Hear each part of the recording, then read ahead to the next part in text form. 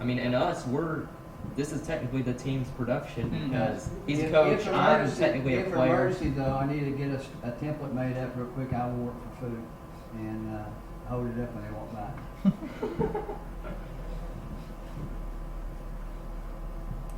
You should, oh, my two of them. He's got to have one. Sure. Take I don't know. No, he needs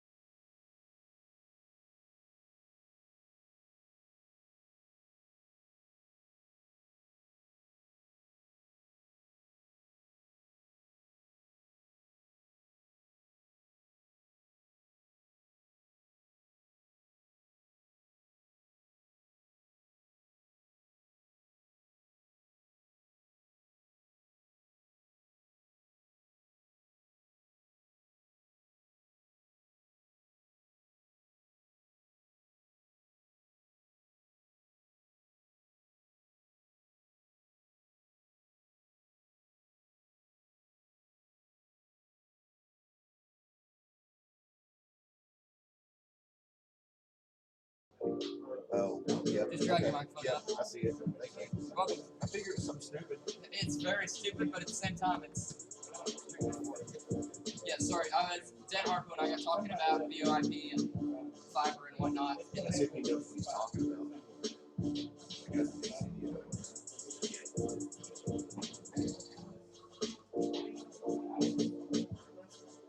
People are going to think that's live. What? No, they're not.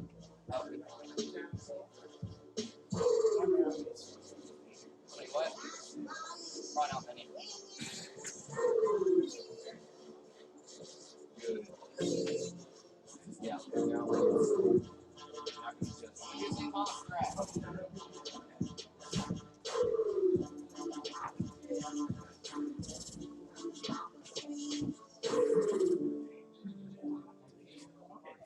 Thomas Thrash to the press box. Thomas Thrash to the press box. That man is hard to find, so that's easy to find.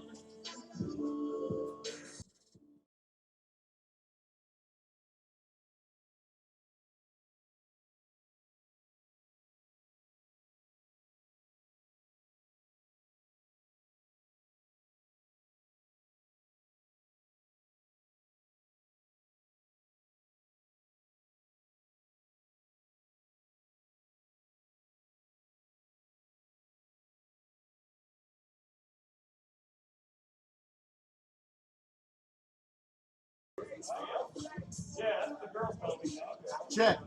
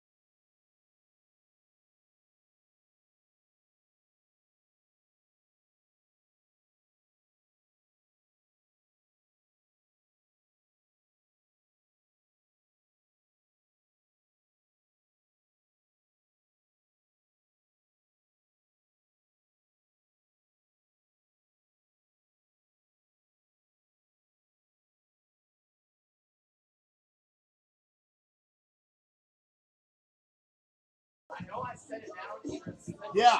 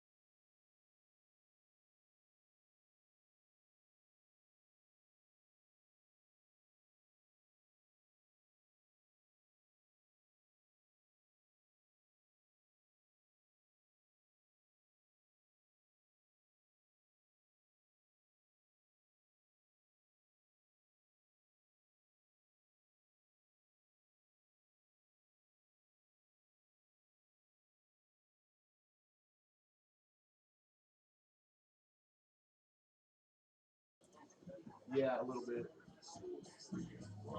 That's good. Thank you.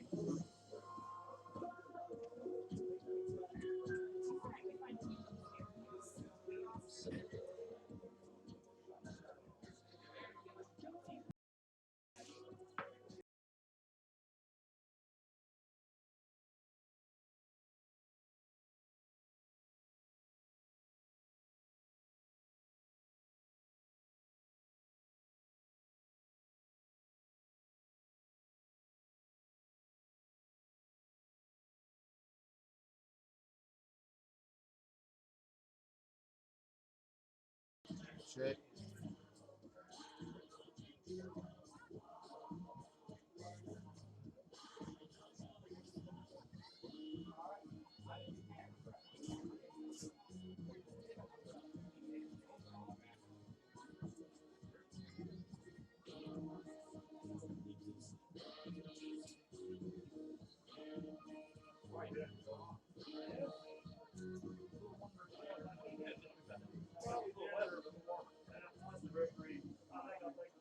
I hear you. I don't like it about this way.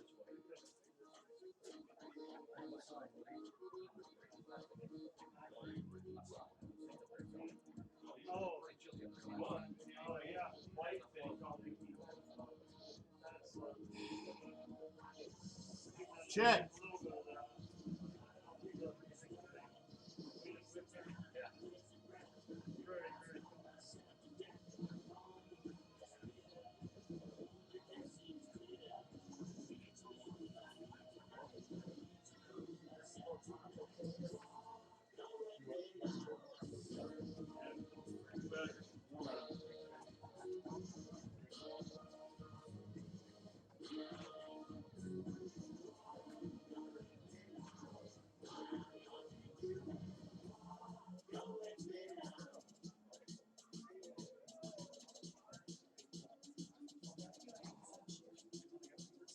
Our flag was still there. Oh, say does the star-spangled banner yet wave for the land of the free and the home of the brave?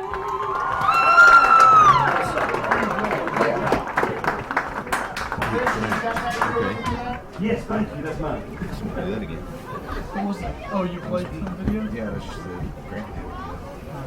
It's a pregame. We now direct your attention to the west end zone as the Camden Fairview High School Band, under the direction of Chris Richard and led by drum majors Victoria Devereaux, Kayla Orr, and Marquestion McDonald, perform the Fairview High School alma mater. So this is going through. Why is this messing up? What's that? This shouldn't be like this. Well, I guess it does say live.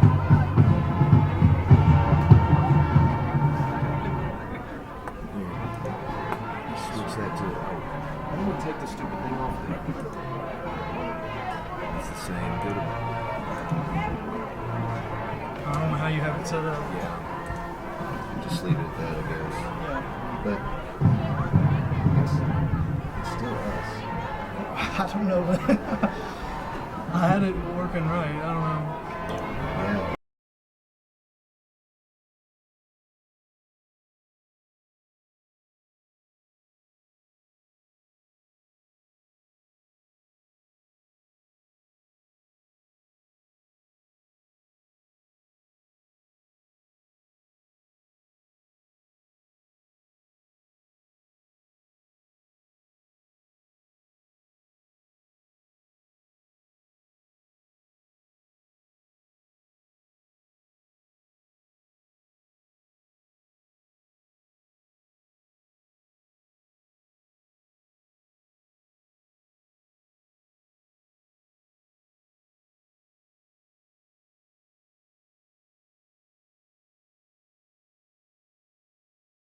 Getting this signal, okay, you're getting it Check. on the board, right?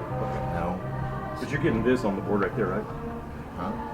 Are you hearing No. this? Well, in here, yes, but not. Okay, that's what not I'm. on the Yeah, stream. that's what I'll make sure. Yeah. Yeah, I can hear them just fine there. Okay, so here who? I can hear The them. radio? Mixer. On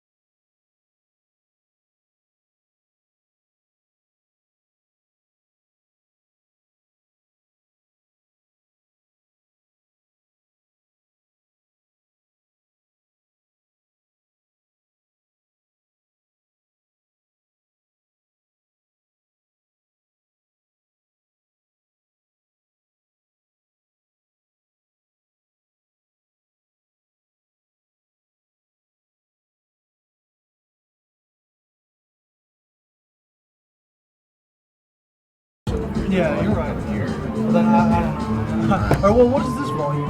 That's the speaker volume. The speaker volume? Oh, because it'll play what's playing? Yeah.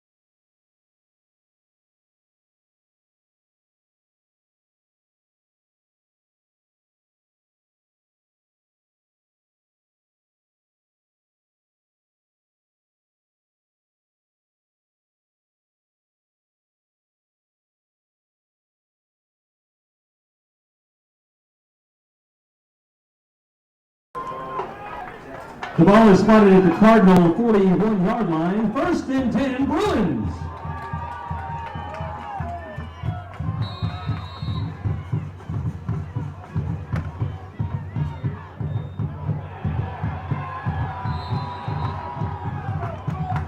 Shuttle pass is complete to number 42, Miles Fells.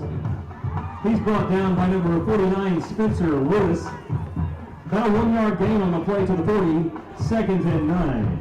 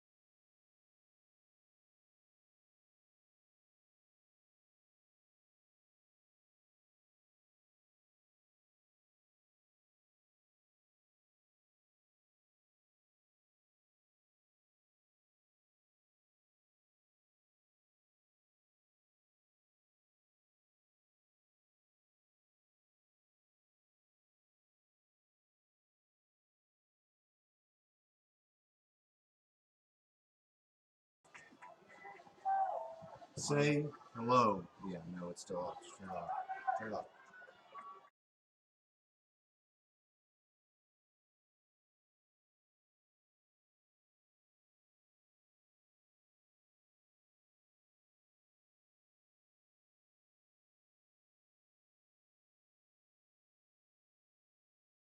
That's not going to do anything. What do you mean? After making his way to the 42-yard line, 3rd and 7. Because if we turn this down, then that should stop talking. So it's not that much lower.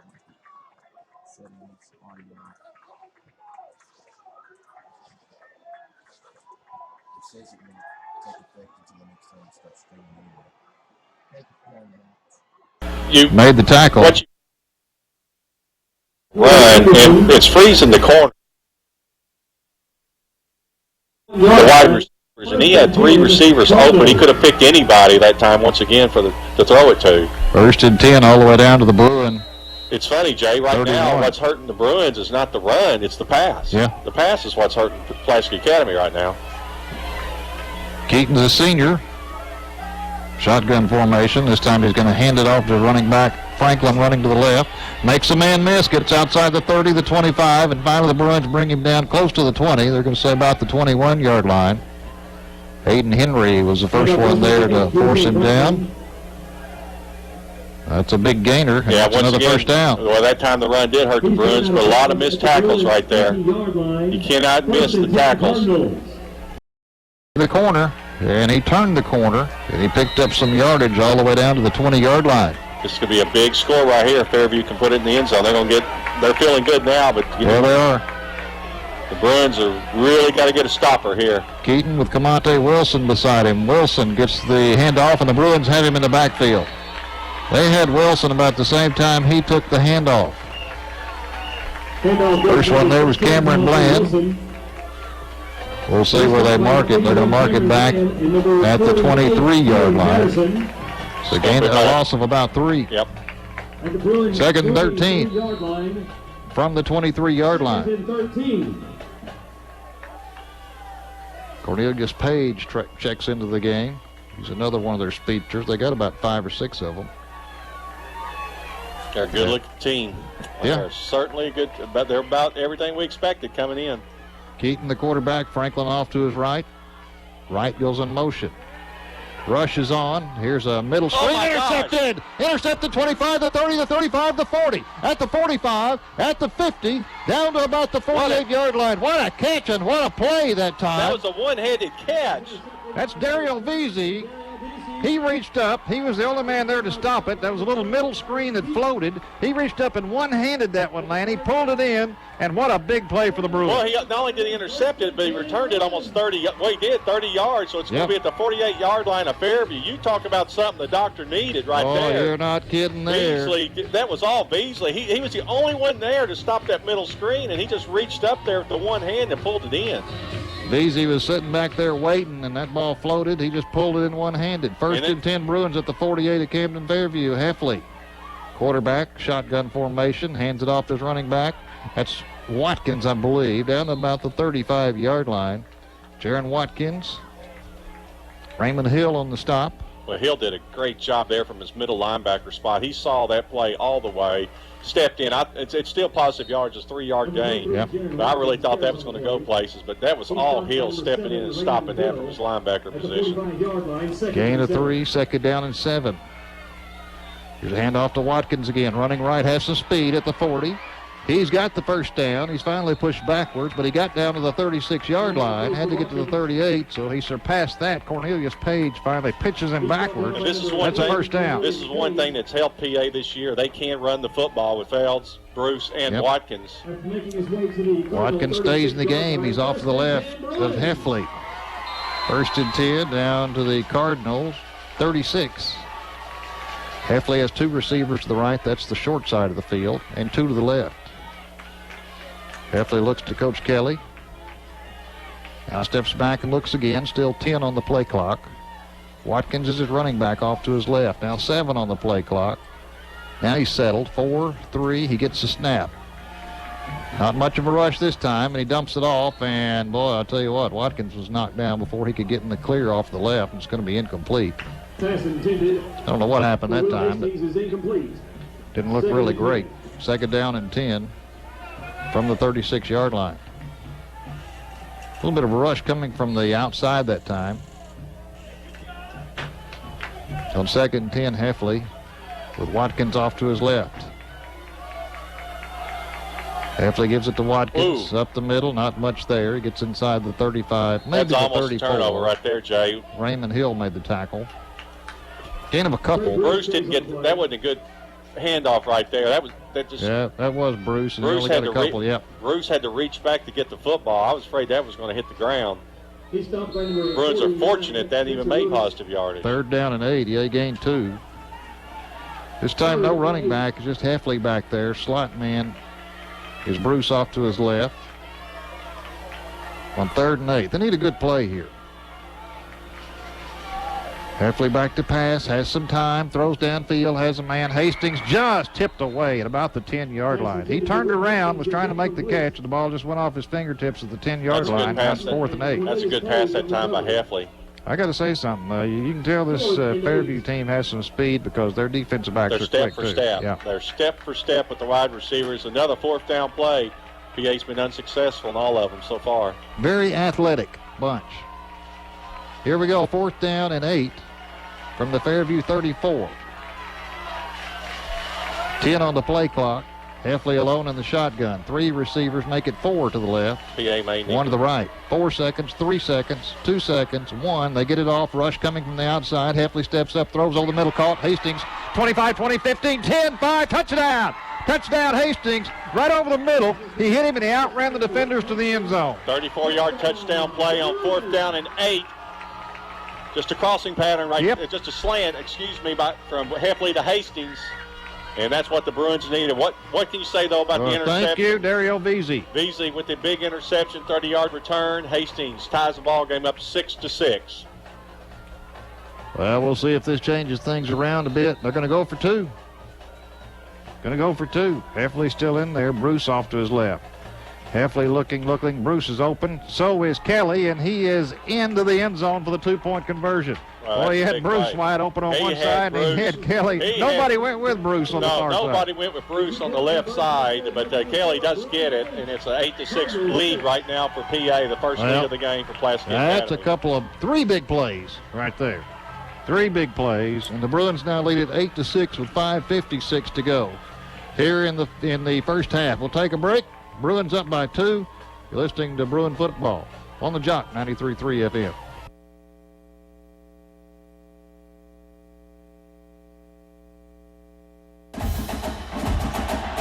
We've got jackrabbits, redbugs, airedales, and elks, just to name a few.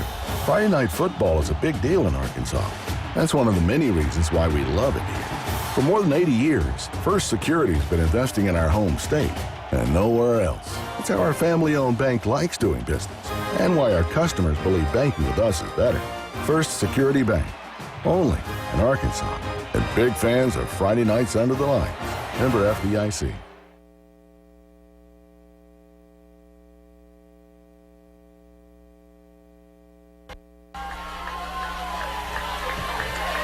Here's the onside kick from the Bruins. It's a bouncer. It's going to be recovered by the Bruins. It's going to be recovered by the Bruins. And that's what PA needed. That went 10 yards. And let's see who caught that ball. 23, that's Watkins, isn't it? 26. To 26, that's Anderson. 26 is Anderson, Jacob Anderson. Well, the Camden Fairview looked like they weren't ready for that. It's just a perfect hop. Oh, that was perfect. That took 2 hops, and Anderson caught it on the run. They never touched him. And, of course, you can't return your own onside kick. But he would have been gone if he could have. Yeah. The kicking team can't now. The receiving team can. They can advance an onside kick. That's going to be the Bruins ball at the Cardinals' 45-yard line. Perfect onside kick that time. 1st and 10 for Pulaski Academy, leading at 8-6 with 5:54 to go until halftime. That last drive was 6-play, 48-yard drive, 34-yard touchdown from Heffley to Hastings. Zach Kelly with a 2-point conversion. Hastings shotgun formation again. He's got Bruce behind him about 3 or 4 yards. Takes the snap, hands it off to Bruce. Bruce is hit immediately and driven backwards. He's going to lose a yard on the play. Just big-time tackle right there. Well, it didn't surprise anybody, least of all Justin McCoy, who made the tackle. That's a big-time tackle, big hit, drove Bruce backwards. It's going to be a loss of 1. Second down and 11. They'll back it up to the 46-yard line. Well, this will be a good time to strike while the iron's hot here. You know, Justin McCoy's not a little guy, 6'2", 240. They've got some athletic some people. Size. Yeah. Here's Heffley on second down. The rush is on this time. The Bruins pick it up. Crossing pattern, Kelly is stripped away. He had it at the 40, but a good job of stripping it away that time. Cornelius Page stripped it. Page is a good defensive back. He's a big one, too. He's 6'1", 175. So now it's third down and 11. Bruins need to get about 7 right here on this third down. Third and long for the Bruins from the Camden Fairview 46-yard line. Heffley has 3 receivers to the right, 2 to the left. He's back, rolls to the right. The pressure's on, trying to set up a screen left. It's going to be caught by Bruce, but he's way back at the 50. Now he's at the 45, the 40. He's at the 35. He's got the first down, but a flag comes in. We may have we'll see. We'll have to wait and see what it is. Doesn't look flag good. Came in at the 36. He fell forward to about the 30. Looks like a block in the back. Oh, boy. Man. That was a huge play, and there's a hold against the Bruins. Hold against the Bruins, back them up. How come those holds always come on the opponent's sidelines over there? Well, it looked like a tackle, actually, by the wide receiver downfield for PA. But he didn't call tackling, Laney. He called holding. Well, here we go. Holding. Number 73, offense. 10-yard penalty from the spot of the foul. Repeat, third down. Okay. Well, they're going to get Caden Haas there for a hold downfield. Well, that'll bring it back to the 45-yard line. What would have been a big first down for the Bruins now is third down and 10. He has a great run, too, by Trey That Bruce. sure was. He caught it way back at the 50. He had a slow start to it. Had to wait for the football, and then he just took off. I didn't think he was going to make any yardage, and he picked up plenty. 20 yards after he caught it, but it comes back. Third down and 10 from the Cardinals' 45-yard line. Heffley back to pass, steps up nicely, throws, is going to be caught nicely down to about the 35. That's first down. That's a first down. Good That's Hastings. play. Hastings just went to the turf and got it, and that was plenty. That was 11 yards. They needed 10. That was a good play. Good pass by Heffley. Good run. Route by Hastings. First and 10, Bruins. Bruce comes out. You got Watkins lined out wide to the right side. Yep. Might be a trick. Might be an interesting play here. Watkins to the right side. First and 10 from the 34. Heffley to Watkins, trying to run a little bubble screen. Gets away from one man at the 30, and he's finally going to be dragged down. A flag on the play as he was dragged down by the face mask at about the 29-yard line. Let's see if it's inadvertent or a personal foul. He stopped by number 12. He had him wrapped up by the head. We could see that, and then just flipped him around. Of course, Watkins is not the biggest of the guys out there. 29-yard line. That's going to be a 5-yard. There's a penalty flag on the play. From Fleville. He didn't get the old personal foul call. He just gave the face mask call. It's still going to be a first down. Go advance. Well, Watkins had it down to the 29-yard line. He got a little over 5 yards. Yep. It'll be a 5-yard mark call, so that'll be a first down. They're going to mark it down to the 24-yard line. And 5-yard it's going to be face close. mask foul by the defense, number 12. 5-yard penalty from the end of the run. First down. They're going to say first down. They haven't moved the chains on the far side. Well, it's first and 1. Yeah, it will be first down after the play. Yeah, it's first and 1. Coach Kelly's asking the same thing on the sideline. It's going to be first and short. First and 1. Don't get to say that very often. Coach Kelly stepped out on the field and said, what? Well, Bruce. This is a free play here for Trey. The crowd doesn't understand either. They're yelling, move the chains. Bruce in the shotgun formation on first and 1. There Throws it it is. deep, has a man, but he's going to overshoot him just off Hastings' fingertips halfway back in the end zone. Man, Hastings He was hoping. Hastings has got some closing speed. Yeah. I thought that was way I over did the top. too. I started to say incomplete, and he closed on it. Well, you still got second and short, maybe a half Yeah, that was foot. a free play there. That's a free play. I say this is a free play too. Yep. Second down, about a foot to go. This is exactly what you want. Yeah, we'll take a couple of those free plays. 4 as long as minutes. you can pick up that first down. 4 minutes to go in the half. Pulaski Academy leading 8-6. So Heffley, nobody back there with him on first down. Rushes on, sets up a middle screen. That's going to be a pass down the field. That's going to be caught.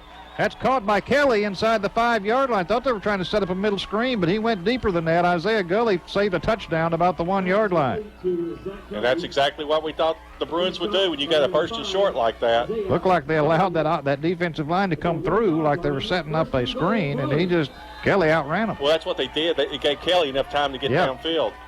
First and goal. Hand off to Bruce. Bruce is bumped. Bruce is pushing. He's got Heffley says touchdown, and so do the officials. Touchdown Bruins. You could see that Bruce had crossed the plane. Heffley was trying to help the officials out. He had his hands in the air, and finally the officials say, yes, he is in. That's a good second ever for Bruce because he ran right up the middle. He got bumped, There wasn't anything there, and then he just bounced off to his right side and crossed the plane. That's all you have to do to get the touchdown. Hastings on for the extra point. Lane Hatcher to hold. Peyton Halls is snapping. Snap's good. The kick is up, and the kick is good. Well, things have changed a little. Right now, it's 15-6 Bruins with 3:46 to go here in the first half. Lanny, you never know in a ball game like this what one little play can turn things around. Oh, it totally turned. The interception by Beasley, and then the touchdown to Hastings, and then the onside kick. Yep. And you're exactly right. The Bruins just scored 15 straight points. Fairview hadn't got the ball yet on offense. Well, you have a Fairview bunch that, you could tell by their body language. They were feeling really, really good. And now after this, it's 15-6, and we'll see how this affects them. I'll tell you what, this is an athletic and a fast bunch. What do we have on that? That's 7-play, 45-yard drive, a 1-yard touchdown run by Trey Bruce. Only took 1 minute and 8 seconds off the clock after the recovering of the onside kick. Well, we got 3:46 to play until halftime. Looks like the Bruins are going to kick it to the short side of the field this time. Onside kick, of course. Looks like it's coming to the near side. You're right. That's where the Cardinals are camped out. They think it's coming that way, too. Nope. No, they're going to kick it the other way. Onside kick is going to be caught right at the 50-yard line. Had the quarterback, Byron Keaton, over there. Didn't quite get the hop that last one got. So 1st and 10, Camden Fairview at the 50-yard line at midfield. Well, the defense needs to step up again because this is what Fairview's got to do. They got to answer. Got to answer the last 2 scores by Pulaski Academy, and you want your defense to hold them. Now, keep in mind, Fairview has no timeouts remaining. There's 3:44 to go in the half, with the Bruins up 15-6. So it'll be a good time to get a stop here with 3:44 to go until halftime. Keaton, the quarterback. Franklin off to his left on first down. Sends a man in motion. He's going to hand it off to Franklin. Running right, and the Bruins are there, and they're going to just flop him down back at about the 46-yard line. Loss of at least a couple. Reed Rickenbach was there. Looked like a wrestling move. Just grabbed him by the legs and ripped him down. We say Rickenbach every week. He has really stepped in this year, replacing Tyler Colquitt in the linebacker position. That's a two-yard loss. Make it 3, Lanny, back to the 47. Second down and 13. Quarterback Keaton is going to pass. Rushes on, steps up, avoids one man, now moves to his right, now throws deep down the field. One receiver, 2 Bruins there. Jump ball is going to be incomplete. He just thrown it up for grabs like he did that touchdown. Yeah, he certainly was. He was trying to hit Jonathan Walker, the 6'4" wide receiver. Yep. I believe he's the one that caught the first touchdown tonight for Camden Fairview. Yeah, he's 6'4", so he was just trying to lay it up there to him. Had a couple of Bruins back there to knock it away, and the ball just sailed away from him. Well, it stops the clock with 3:04, and it's 3rd and 13 right now for Fairview. See what the Bruin defense can get situated.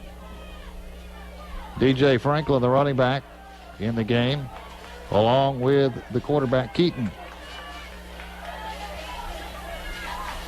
Keaton back to pass, looking, rushes on. He's in trouble, and this time they've got him. He's still up, and finally they finish him off at about the 41-yard line. Got a lot of strength right there, Keaton does. Jacob Anderson finally piled on and pulled him down. You're not kidding. He's a strong kid. Keaton's 5'10", 170, but he plays bigger than that. He certainly does because he didn't want to go down, but it's a huge sack, and I think Fairview's going to have to punt it here. They got a 4th and 19 from their 41. That's a long ways to go. We'll see what they decide to do here with 2:30 remaining, and now PA is going to call a timeout. Yep, timeout Pulaski Academy. Bruins leading it here at home 15-6 with 2:33 to go in the first half. And right now, Camden Fairview facing a 4th down and 19 from their own 41. They need to get all the way down to the Bruin 40 for a first down.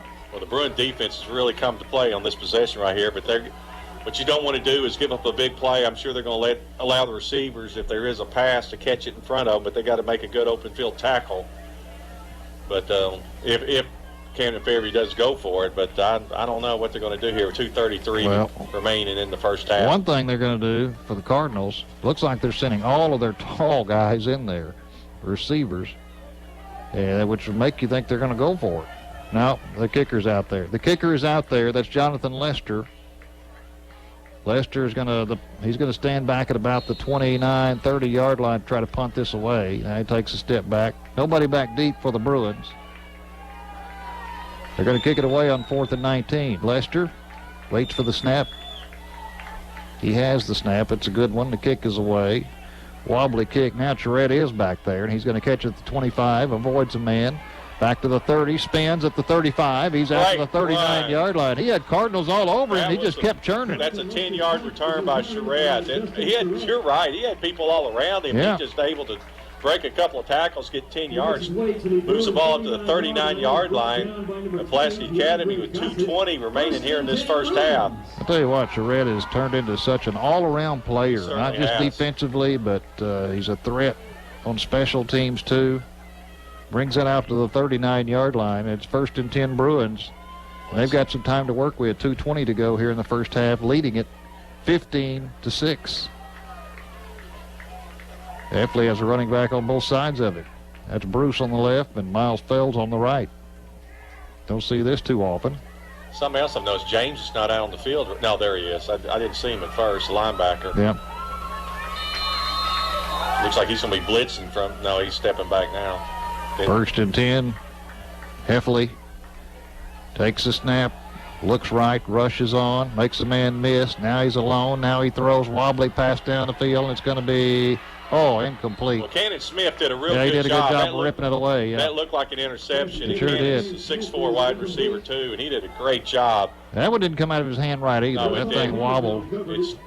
Cannon did a very good job making sure that one wasn't intercepted. He turned from receiver to defender there. And he almost came in with he sure did. They almost ripped it out. Sure did. 2nd and 10 from their own 39, the Bruins. Bruce is off to the left. Heffley back setting up a screen, and it's going to be caught at 35, the 40. The 45, that's Bruce at the 50. Runs into his own man, gets to the 45, to the 44-yard line. What a run. He almost went down way back at about the 30-yard line, but he kept his balance and just kept on going. Trey Bruce did a real good job there. Byron Keaton brought him down finally. I'll tell you what you're also seeing, Jay. You've got a tired defense right now for Fairview. You might be right. I thought about that a second ago, Lanny. They're not as sharp as they were first in the game. They've been out there a long time. Keep in mind, PA got a touchdown, got an onside kick, and that's the defense a little tired right now. 1st and 10 from the Cardinals 44.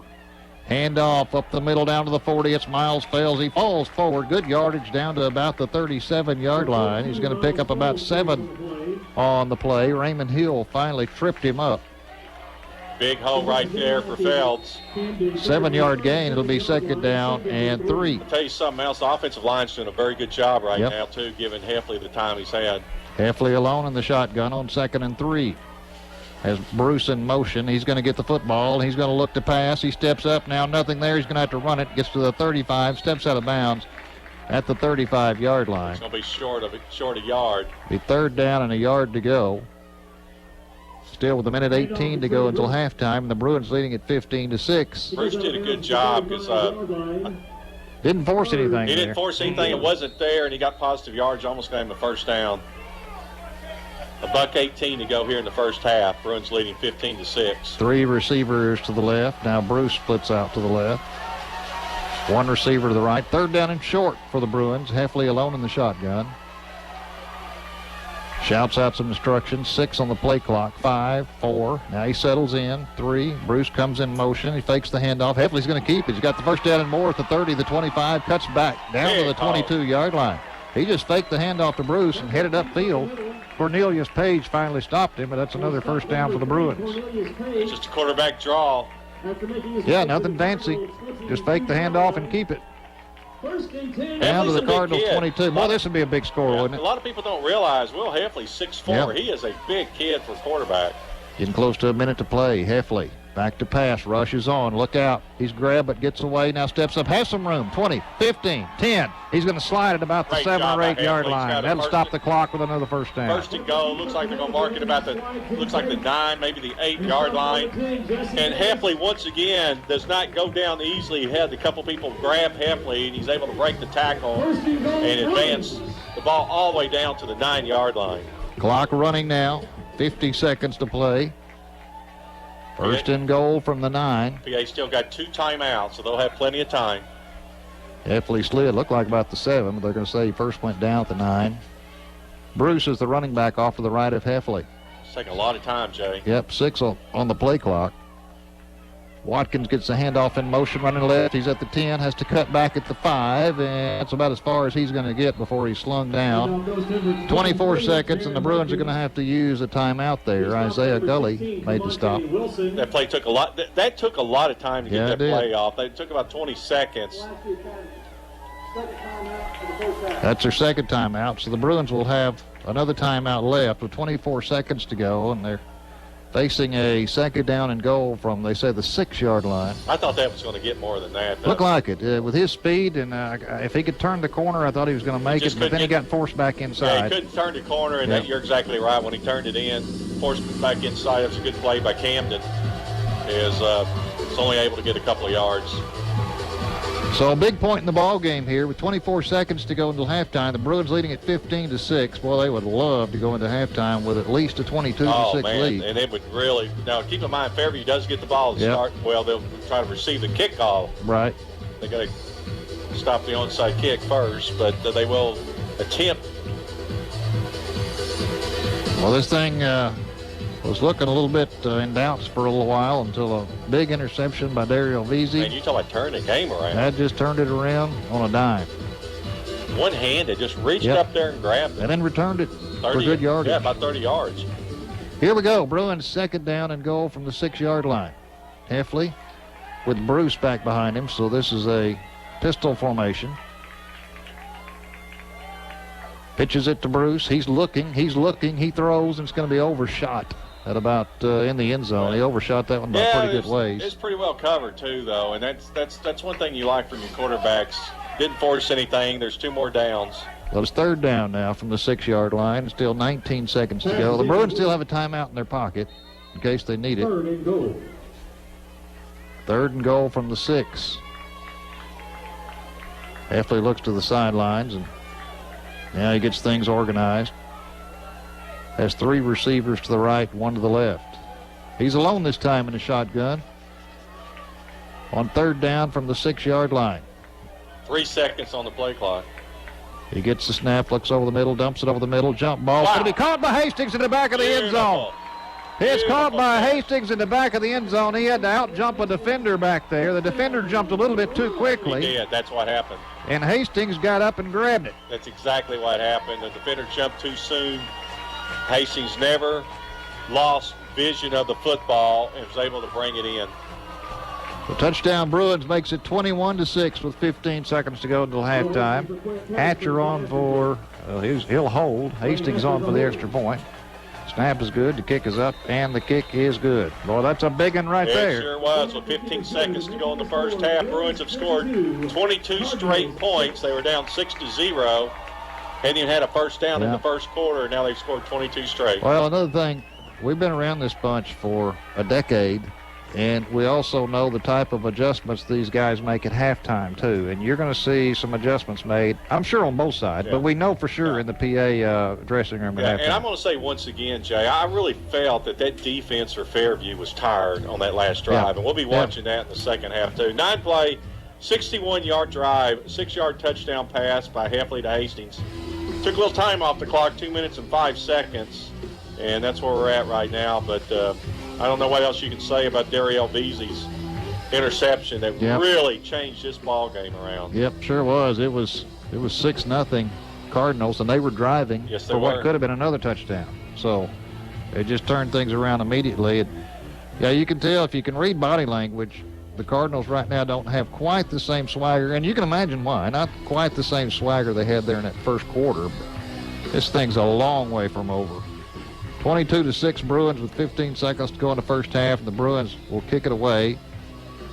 They're wanting right now to get to halftime with that 22-6 lead. Hastings on to kick it away. And it's a squib kick.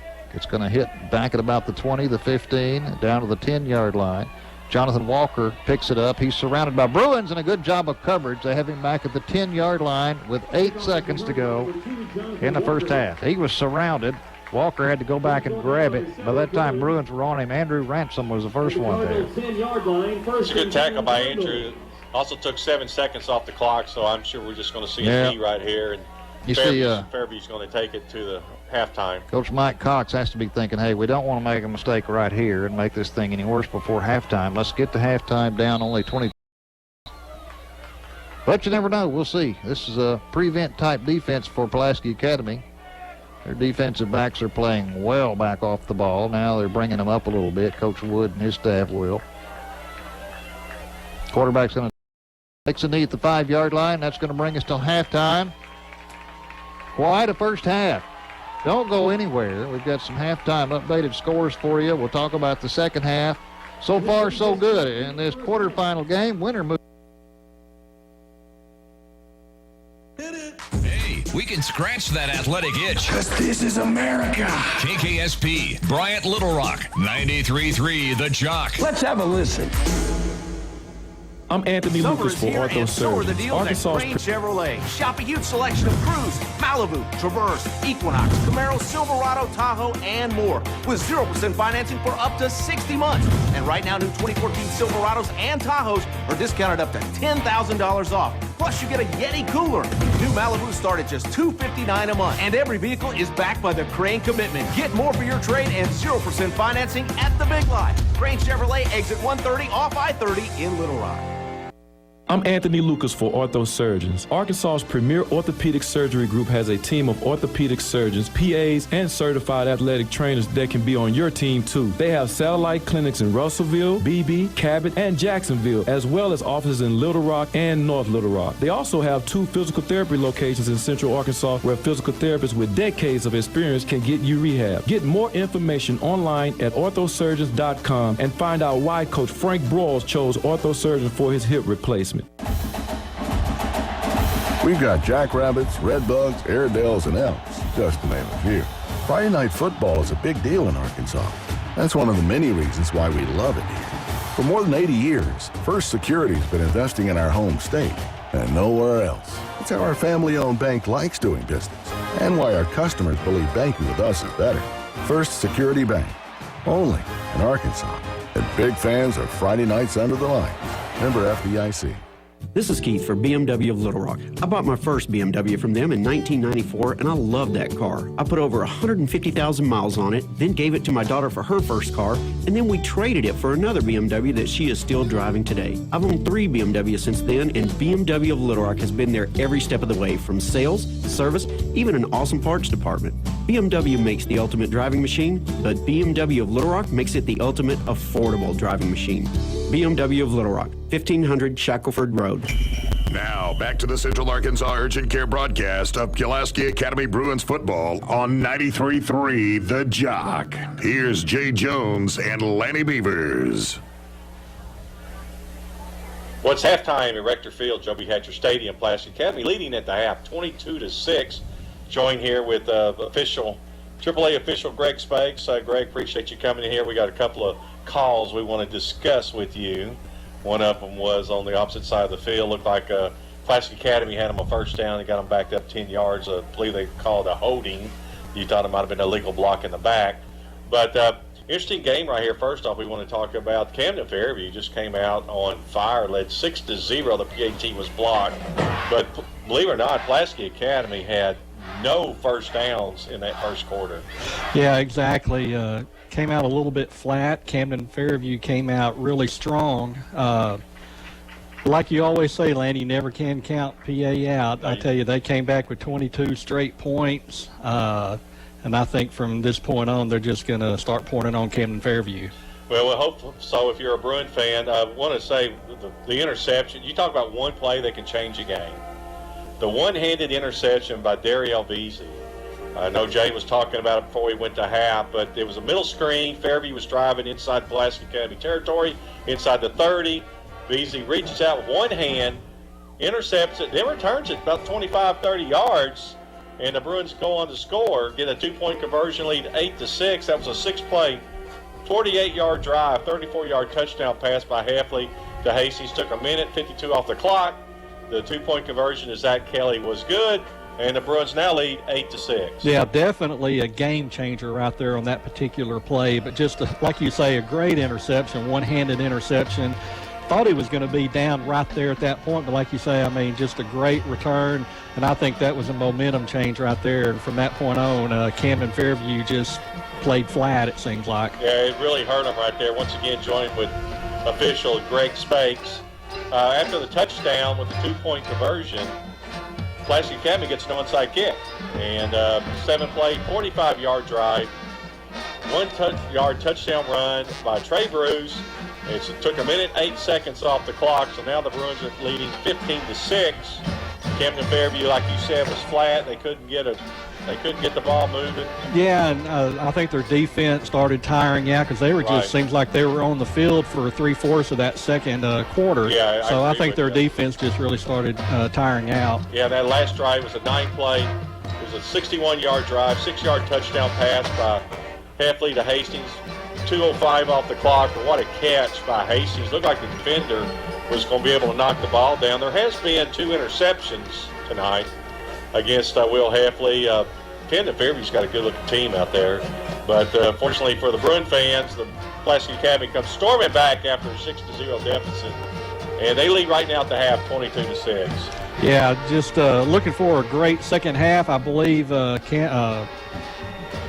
PA will get the ball to start the second half. The PA will be kicking off. PA will be kicking off. That's right. PA will be kicking off. So if they can hold Camden Fairview from a touchdown starting this third quarter, I think PA will just, Well, Mr. Umpire Greg Spakes, a couple of calls we need to talk about. Now, I think it was a real good officiated game. Actually, I thought it was a real clean game on both sides of the field. I thought it was an exceptionally game. I got a couple of things I wanted to ask you about, though. There was a flag on the opposite side of the field. Looked like a first down. They backed up, and I actually thought it was a good call also. Yes, it was. Offensive lineman. But the one call I wanted to ask you about is you saw Camden Fairview on the near side. You saw a wide receiver jump early. It's a 5-yard back him up. But it seemed like it took the officials forever to make that call. What were they doing in that huddle right then? The official on our side, Lanny, I think saw it as an offensive foul, a false start, and the other side official saw it as a offsides. So I think they had to get together to get to get straight what they wanted to call. But I saw it, and it was definitely the it may have been false start. It may have been a right here, though, if they would have called that an offside. Exactly. PA, because the offensive player that moved was on this side of the field, they would have been highly upset. Yeah, and that's what this official on this side of the field saw was that offensive. Well, we saw it. I saw it up here false too. Start. Exactly. But you're right. Your friends, the referee James Burkhardt, umpire Mark Day, a position that you call each week. Head linesman Mark Johnson, line judge Rob Price, and back judge Sam Richardson. Greg, as an official, you're always out on the field, going up and down. You got to watch out for the trap play. Right there, the middle linebacker cleaning you up. What's it like watching a football game from a press box now? Well, like I always say, when I watch a football game like this or, on TV at home, I'm kind of always, seems like I'm always watching the officials and kind of not watching the teams play because I like to see what the other officials will do, how their mechanics are and how they do particular things. Like right now I'm kind of keeping my eye on the umpire, just kind of see what he does, because I mean, that's your position. yeah, and it just makes you better when you pick up on some techniques that some of these other officials do. Well, Greg, I know you called a lot of games. You called a BB game. You called the BB Sylvan Hills. The BB Sylvan Hills, which at that point, Sylvan Hills was undefeated, and then BB beat them, and then I think Sylvan Hills came here the following week and got beat, and then they got beat their final game, or their last game in the playoffs, so they had like a 3-game losing streak. Well, what's it like for officials? Do they have a team? I mean, does a school pick the officials? Does the home school pick the officials they want? How does that come? How do you get a group of officials to call a game? You just, like I was fortunate to be picked up on a crew this year, the first year I've been on a crew, and it really makes it nice when you can call with the same 4 guys, 10 weeks out of the year, because you really get familiar with the way the other officials like to do things. So it just makes it beneficial for all of you if you can stick with the same crew the whole time. But as far as assignments, when you get to the playoffs, AAA assigns the crew to go, to where they want to go. But, during the regular season, a lot of the schools will call a crew member, and, that particular crew will go to the school. So there's a lot of different variations, a lot of different ways that a crew, gets to officiate on Friday nights. Greg, we certainly appreciate it. What do you expect to see out here, football-wise, not officiating-wise, here in the second half? I look to see PA continue where they left off at the end of the second half. I look to see PA win and going on to the semifinals next week. Well, for all you Bruin fans, we certainly hope to see that. We got to take a short break. When we get back, we'll be joined by our statistician, Brooksy Beasley, and talk about some other games around the state. Stay with us. You're listening to Pulaski County Bruin football on 93.3 The Jock.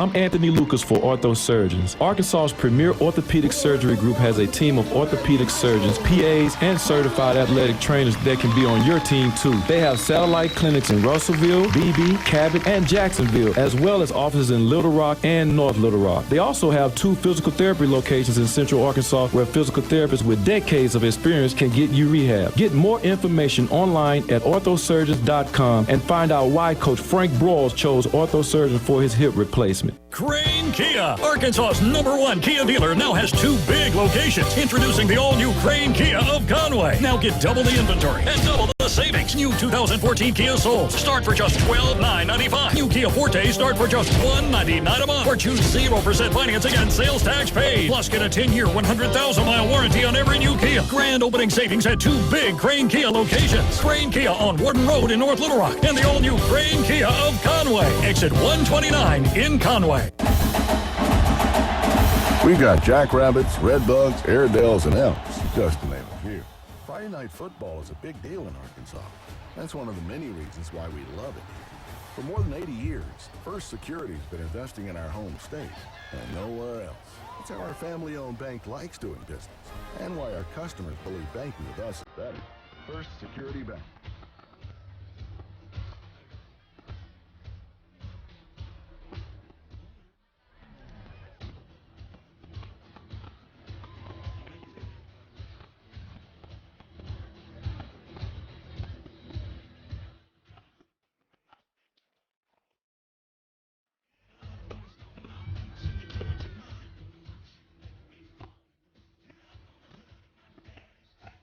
On the toolbox, it don't matter.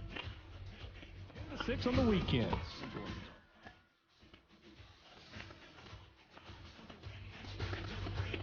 The DJ's singing that country song.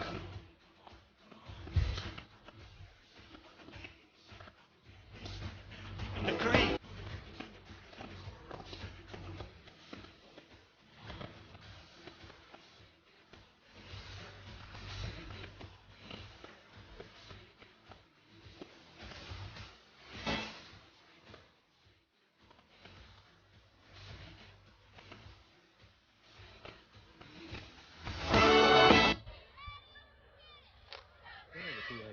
Yeah, there's not many times that Pulaski Academy is shut out also in the first quarter. No, that's a real rarity. But the Bruins got on top, leading 22-6. So how did the second quarter go for Pulaski Academy? Well, it turned out quite a bit better than the first quarter. I know the first quarter they had 4 receptions for 27 yards. And in the second quarter, they had 7 receptions for 105 yards and 2 touchdowns there in that quarter. As far as rushing, first quarter, like we had 5 carries for 23 yards, and then the second quarter we had 10 carries for 52 yards. So we had a combined total there of a total of 15 carries for 75 yards. And one of the things that I think Coach Kelly realized they needed to start running the ball a little bit more than just strictly passing all the time, and I'm glad that they started doing it. I think Will Hastings had some good pickups on right up the middle. Yeah, we hadn't seen that all season. No. I think Kevin...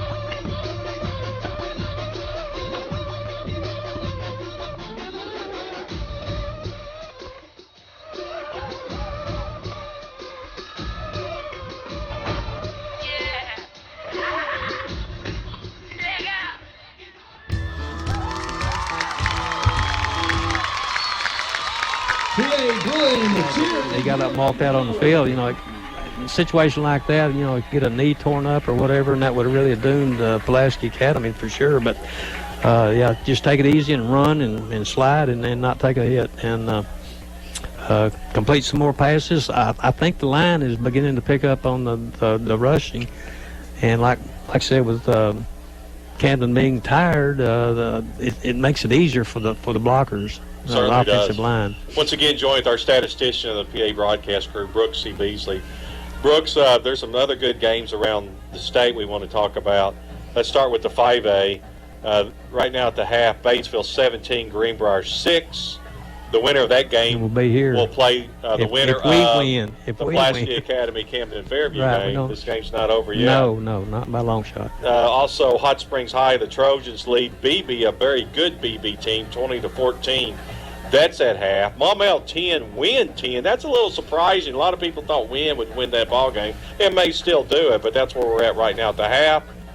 And games also around the state. We'll go. That's all the 5A schools. The 6A, Benton on a roll, 35-7 over Parkview.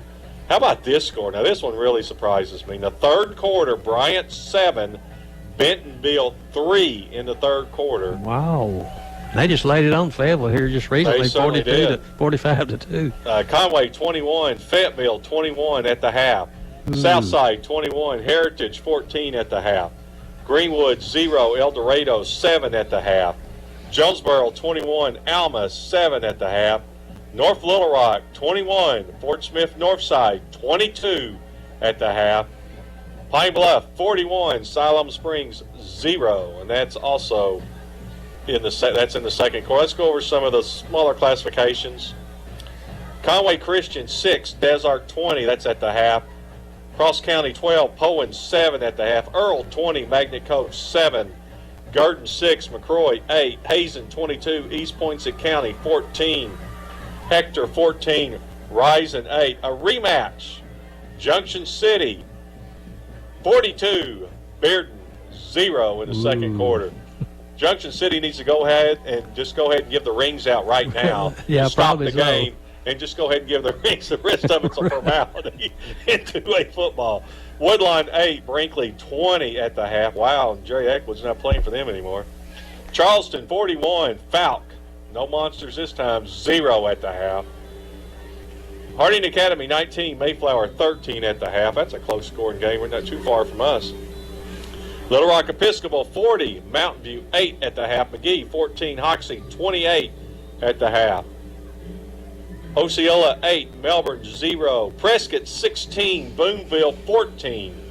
Smackover 30, Lamar 0. West Fork 6, Fordyce 8. Here's a close scoring.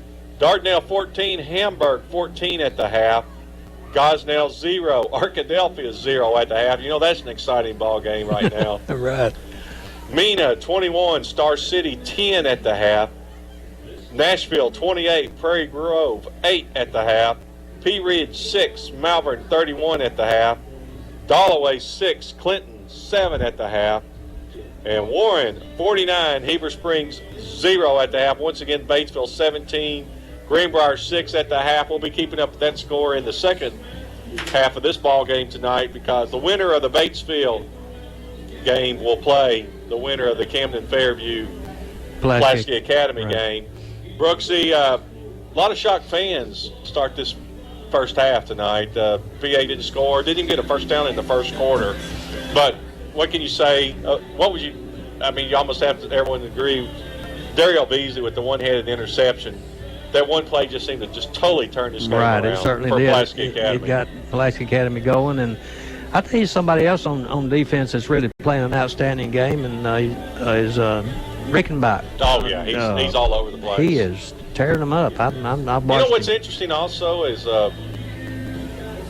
Fairview's got a lot of speed. There's no doubt about it. But the sweeps have not worked for Fairview. It's when they're going right up the middle that seems to hurt PA the most, or the passing game. Mm-hmm. But the sweeps, it seems like that PA's been very good at stringing those out, and they haven't got a whole lot of yardage on them. Right. They've done an outstanding job on that. One thing that I think that PA, it took them a while to get used to is the team speed of Camden. Yeah, they got a lot of it. And one other thing that I want to allude to is, no disrespect to all the teams around Little Rock and all, but Pulaski Academy has not played a caliber of team like this. I mean, their conference is so much weaker than these other conferences. It is, and PA needed this game. Right. They need to play a team like that. Right. Well, we're about ready to start the second half, Brooks, and we certainly appreciate the official umpire, Greg Specs, joining us at halftime. Well, Jay Jones will be back with us after this break. Stay tuned for Pulaski Academy football. The second half kickoff will begin. We return. Our score, Pulaski Academy 22, Camden Fairview 6. You're listening to PA Bruins football on the Jock 93.3 FM. Do you want the best rates on term life insurance? Then remember this number, 800-989-1754. Protect your family with $250,000 or more in term life insurance coverage and save up to 75%. Rates are lower than they have ever been, so now's the best time to protect your family with quality term life insurance. Call now for your free quote, 800-989-1754. We'll shop the top-rated insurance companies to get you the best rates from companies you can count on. So don't wait any longer. Call now for the lowest rates ever and save up to 75%. Even if you have term life insurance, you can always add more coverage. If you don't, have term life insurance protect your family today. The call is free. Call Term Direct now. 800-989-1754. 800-989-1754. 800-989-1754. Sometimes a weak heart can give you strength you never knew you had. When I first found out I had the heart condition, one of the first things that went through my mind was, I'm going to die young. After overcoming a heart condition that kept her from pursuing her passions, Susie and her team at Baptist Health Heart Institute is proving you don't have to be invincible to be incredible. I never think anymore about what I can't do. Keep on inspiring. Keep on striving. Keep on amazing. Learn more about Susie's story and others at keeponamazing.com. 93.3 The Jock is geared up for the 2014 Baptist Health broadcast season of Arkansas State University Red Wolves football. Don't forget that you can log on for the complete rundown of Red Wolves game schedules, stats, scores, and stream the games live. Don't miss the 2014 Baptist Health broadcast season of Arkansas State University Red Wolves football exclusively on 93.3 The Jock. Now, back to the Central Arkansas Urgent Care broadcast of Pulaski Academy Bruins football on 93.3 The Jock. Here's Jay Jones and Lanny Beavers. Thank you, Russ McKinney. Good to have Russ back in the saddle again. He's feeling better. Glad to have Mom home. She's feeling better.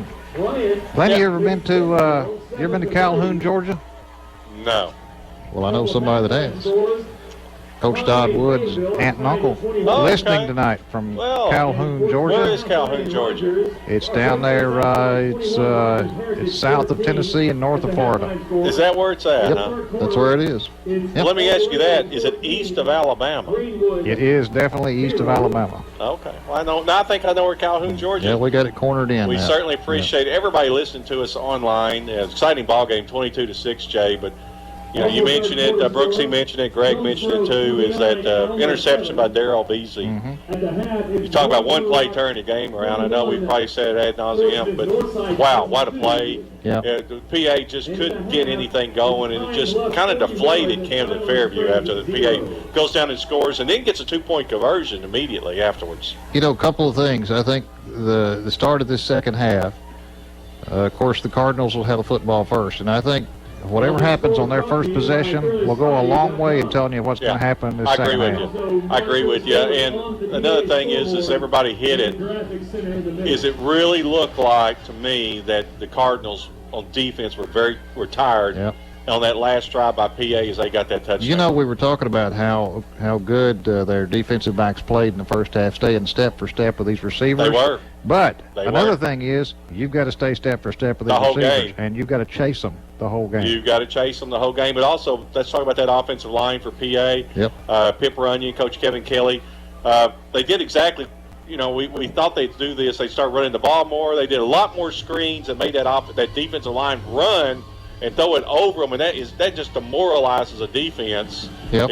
You think you're going to get the quarterback, that's all you're thinking about. He throws it over your head, and then you turn around and you see a wide receiver, a running back, going about 20 yards down the field. Well, you've heard the old song, a whole lot of shaking going on. Well, there was a whole lot of adjusting going on at halftime. You can imagine both of these dressing rooms.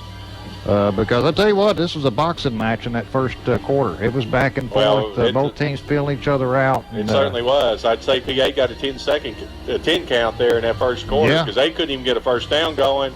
It was all Fairview, leading 6-0, but and looking for more. But the interception, the one play, and let's say that was a good-looking play, but Beasley just made an outstanding play, reached up there and grabbed that ball by one hand and then returned it 30 yards down the field. Yep, sure did. Well, we'll see in the second half what Camden Fairview decides to do. Coach Mike Cox in his first year taking over from Buck James. And he's got a couple of different quarterbacks. He has a throwing quarterback. He has a wildcat quarterback. And the guy we've seen most of all in the first half, Byron Keaton, has had a good first half. But you can look, if they need to pass, they'll send in Logan Reed. He's a junior, 6'1", 162. They're not at that point yet. Only down 22-6. But we're going to see here if Pulaski Academy, boy, if you could jump on this onside kick man, and can get you the imagine? ball. That would really demoralize Fairview if PA could get this onside kick right here. Well, that's what it's teed up for, right in front of us at the 40-yard line. The Bruins kicking from our right to our left. Camden Fairview, they know the onside kick is on the way. We'll see who can get it. Here's the kick. It's a high bouncer. It's going to be caught. And Camden Fairview is going to have it at their own 47-yard line. This is one of their tall receivers. Jacob Anderson made the tackle. Jonathan Walker, 6'4" receiver, went up to get it. Did a good job going high to get that onside kick. They've got some tall receivers, I'm telling you. They certainly do. Hey, another good play in that first half. Cannon Smith, the 6'4" wide receiver for PA. Definitely did throw 2 interceptions. Looked like he may have thrown 3, but I thought Cannon Smith did a real good job on one of those drives to keep the interception from happening for PA. 1st and 10 Cardinals from their own 47 as we start the second half. Keaton, the quarterback. Going to hand off to a motion man. Not much going on there. The Bruins hit him right at the line of scrimmage and turned him around backwards. That was Cornelius Page on the carry. He's a 6'1", 175-pound senior. Dario Veazey there to make the tackle after no gain. That play just took too long to develop, and you could just see what was going to happen right there. Yep. It was pretty easy to digest that one. 2nd down and 10 from their own 47-yard line. Keaton, the quarterback, sends a man in motion. He's going to drop back to pass. The rush is on. He's in trouble, and he's going to be knocked down back at the 39-yard line by a host of Bruins led by Reed Bartholomew. Yeah, that play just did not look good from the get-go. I don't know if the up back made the wrong read the wrong way. Keaton couldn't seem to get away from his up back, and Reed Bartholomew read that all the way. Well, it's back at the 39-yard line now. After that loss, it's going to be third down, and we'll call it about 17 yards to go, we'll call it. 3rd and 17. Ball is placed back at the 39-yard line. They have to get all the way out to the Bruins 43. Fairview's going to have to call a timeout. They've only got 2 seconds on the play You're clock. exactly right. They're going to call a timeout. And they burned, and I think that hurt Fairview in the first half, too. They burned timeouts fast in that first half. Well, in a game like this, you never know when there's timeouts are going to be so crucial down the stretch. And we've seen games where teams needed timeouts, didn't have timeouts because they were forced to use them. And the Cardinals were forced to use one right there with 10:37 to go here. First possession of the second half. Bruins leading it here at home 22-6. You know, that's an interesting timeout, Jay. You're looking at a 3rd down and 18 for Fairview. I mean, there's not a whole lot of plays that you dial up for a 3rd and 18. Maybe a screen. Might go downfield. But they had to call the timeout because they're about to be backed up another 5 yards. Well, here we go on 3rd down and 18. Byron Keaton, the quarterback, he's alone back there, so they make it look like it's a pass anyway on what looks like a passing situation, 3rd down and long. Keaton back to pass. Steps up, avoids the rush, now moves to his left, now whips it downfield and short hops the receiver at about the 50-yard line, incomplete, and we're looking at a 4th down and 18 now. Well, Keaton had happy feet that time. He felt pressure that actually wasn't there, and he just rolled out to his right side, as you mentioned, short-armed it, and that's great defense that time for Pulaski Academy. So now the punter is on for the Cardinals. That's number 36, Jonathan Lester. Ball is on the near hash. Nobody back deep for the Bruins. They're going to wait and let this one bounce. Make sure it's a punt. Lester standing back at his own 26-yard line. Gets the snap.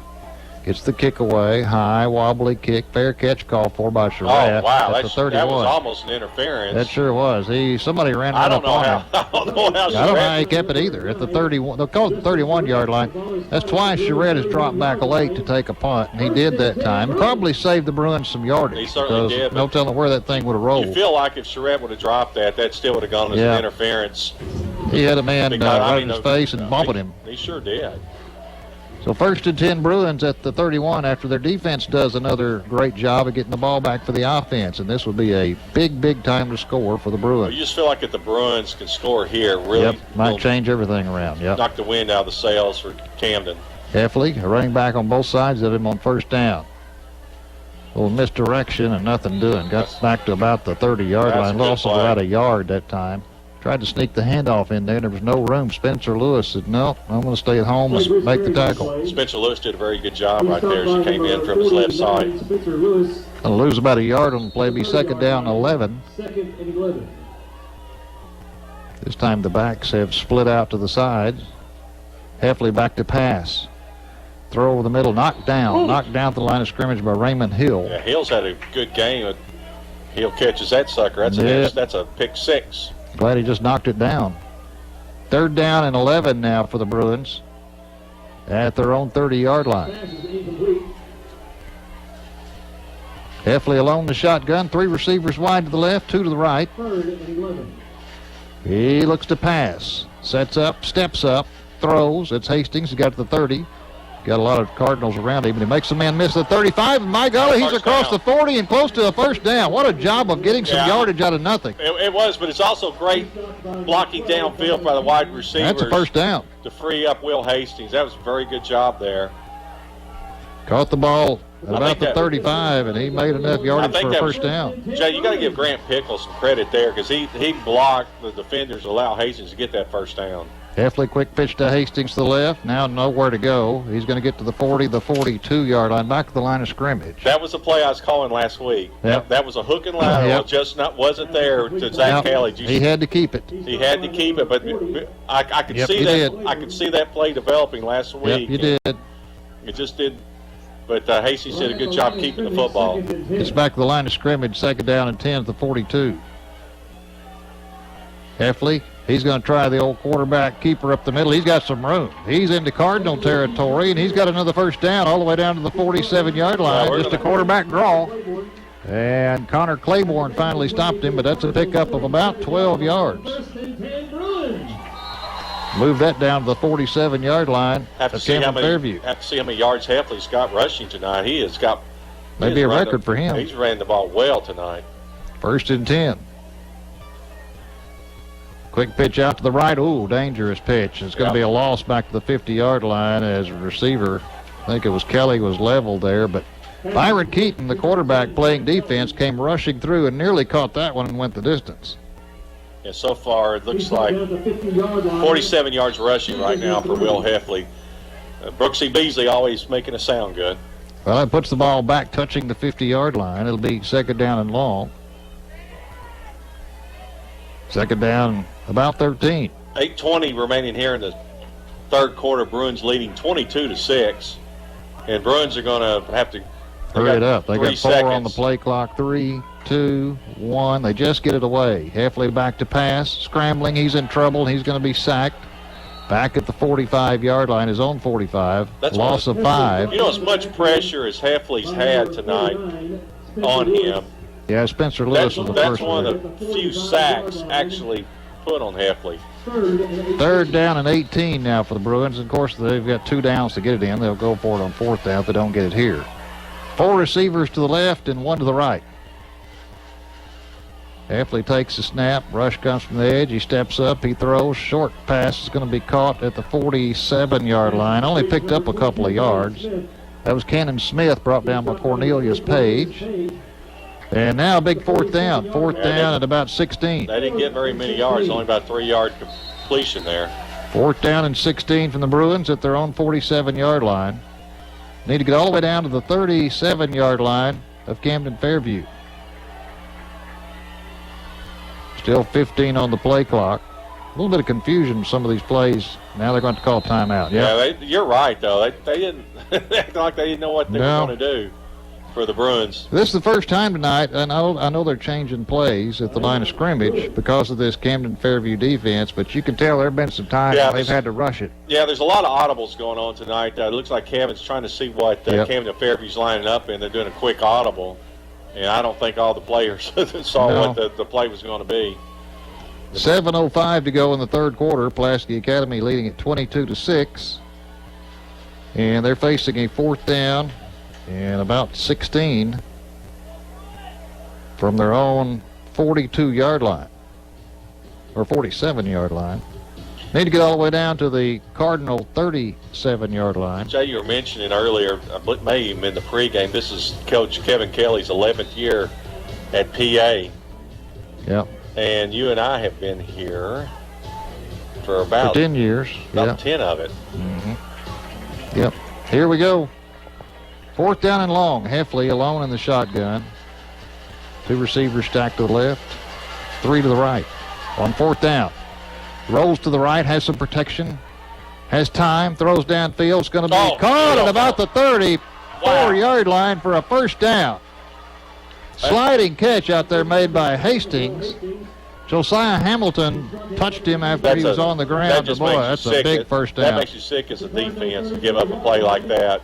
Sliding catch at the 34-yard line, the first down. Heffley's got a strong arm. Reminds me a lot of myself when I was playing. Yeah, I'm sure it does. Bruce is the running back off to the right of Heffley. On 1st down now, new set of downs. He's back to pass, pumps, now looking, being rushed from behind. He's going to be knocked down, and a flag comes in. Yeah, probably got a hold. At about the 36-yard line. He pumped and was trying to get a receiver open, and by that time the pocket collapsed from behind him. It's going to be a hold against PA. James Bookhart's already signaled it. They hadn't marked it off yet. See if I'm sure Camden Fairview would take this penalty. Yeah, it'll bring the Bruins back closer to midfield. Back to the 48-yard line. Holding. Offense, number 77. 10-yard penalty from the spot of the foul. Repeat, 1st down. 1st and 24. Ball's at the 48. They need to get down to the 24. Well, 6:39 to go in the 3rd quarter. Bruins leading 22-6. That was our score at the half. Heffley alone in the shotgun. on first down and long. Rushes on. He steps up, throws over the middle, batted down at about the 45-yard line. That was Cornelius Page who knocked it away from Zach Kelly on just a little crossing pattern. Zach just couldn't get any separation from Page. There's a penalty flag on the play. Well, this one's going to go against the Cardinals. I didn't even see that flag. I still don't see the flag. Well, to be quite honest, I don't see the flag either, but they're going to tell us about it. It's going to go against the Cardinals. That's holding against the Cardinals. Defense, number 10-yard penalty, previous spot, or first down. That's the key right there. Well, it's going to be a flag from the sidelines, and this is going to come from the bench. This is going to come from the Camden Fairview bench. That's not this. As their coaches just bought themselves a penalty. I think Coach Cox is going to get hurt here. Sideline warning on Camden, no penalty yardage. All right. Okay. Well, he was just fuming over there and stepped out on the field, and he's lucky he didn't get that one cashed in on him. First down as they move the ball all the way down to the 38-yard line. Rushes on. Heffley's hit. He's down at the Heffley's 45. not seeing that. And Camden says they got a fumble. Let's see what they're going to say it's down. He's down at the 45-yard line. Heffley was looking to his left. He's a right-handed quarterback, but he's got to see that pressure coming from his right side. Second down, and this has been a long possession. Second down and 21. Second and 21. From the 45-yard line. We go one way, we bring it back the other way. Heffley alone in the shotgun on second and long. Looks to pass, pressures on again, steps up, throws over the middle, caught at the 40 down to the 39-yard line. That was caught by Cannon Smith. He's a junior. Brought down by Raymond Hill, so at least some positive yardage, but now it's third down and 15. Well, they get about 7 or 8 of it right here. At the 39-yard line. Third and 15. Camden Fairview sending everybody. If Heffley can get any time, he's going to pick up a receiver going deep. They just got to give him some time, and but they're coming after him. With that spread offense, Camden's shooting those gaps. Yep. Here we go on third and 15. Heffley back to pass. Has a little more time this time. Throws. He's got a receiver. It's Bruce at the 25-yard line. They're trying to wrestle the ball away from him.